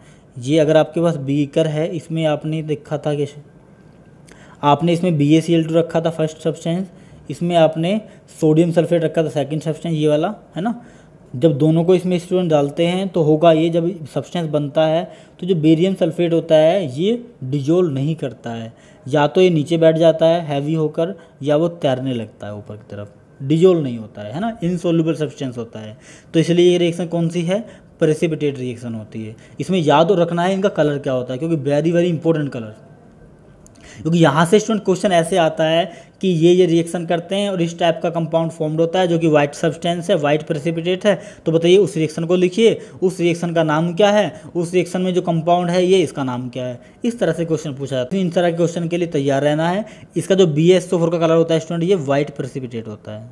कैसा होता है, वाइट प्रेसिपिटेट। अभी भी कुछ दुखी आत्माओं के दिमाग में ये होगा सर ये रिएक्शन हुई कैसे। अरे स्टूडेंट ये प्लस, ये माइनस, ये प्लस, ये माइनस, अब करिए इसको, इसका प्लस इसके नेगेटिव के साथ मतलब BaSO4 ये बन गया, इसका नेगेटिव इसके प्लस के साथ मतलब Cl2 और Na2 तो 2NaCl बन गया। अभी भी कोई डाउट है क्या? ठीक है, आप सेकंड एग्जांपल देख सकते हैं, PbNO3 का whole twice plus 2Ki = PbI2 और 2KNO3। ठीक है, इसकी तो मैं वीडियो भी आपको दिखा दूंगा अभी इसके जस्ट बाद। बहुत आसान है। इसमें जो सब्सटेंस होता है प्रेसिपिटेट वो PbI2 होता है, इसका नाम लेड आयोडाइड है, ये येलो कलर का प्रेसिपिटेट होता है। ये रिएक्शन तो स्टूडेंट बहुत ही ज़्यादा इंपॉर्टेंट है आपके लिए, क्योंकि ये आपके NCERT में दी हुई है सबसे सेकंड पेज पे, किसमें, एक एक्टिविटी में भी दे रखी है रिएक्शन स्टूडेंट, इसलिए ये आपके लिए बहुत ज़्यादा इंपॉर्टेंट हो जाती है कि जब लीड नाइट्रेट को पोटेशियम आयोडाइड के साथ मिलाया जाता है तो क्या होता है।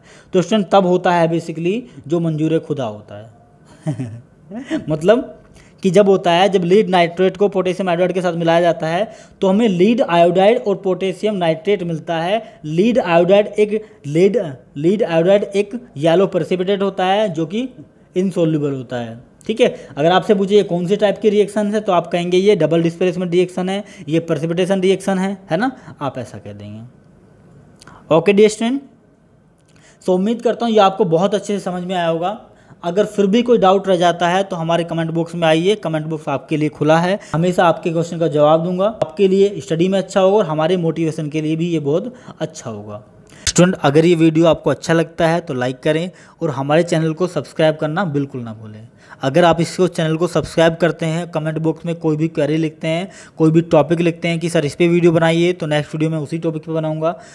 आपके चैनल को सब्सक्राइब करने से हमें दो फ़ायदे होते हैं। एक तो हमें ये चलता है पता कि बच्चों को कुछ इंटरेस्ट है, बच्चों को कुछ समझ में आ रहा है, ठीक है। दूसरी चीज़ हमें ये चलता है पता कि हमें बच्चों को थोड़ा सा और मोटिवेशन, हमें बच्चों से थोड़ा सा और मोटिवेशन मिलता है और हम बच्चों को थोड़ा सा और अच्छे से अच्छा कंटेंट प्रोवाइड कराने की कोशिश करते हैं, ठीक है।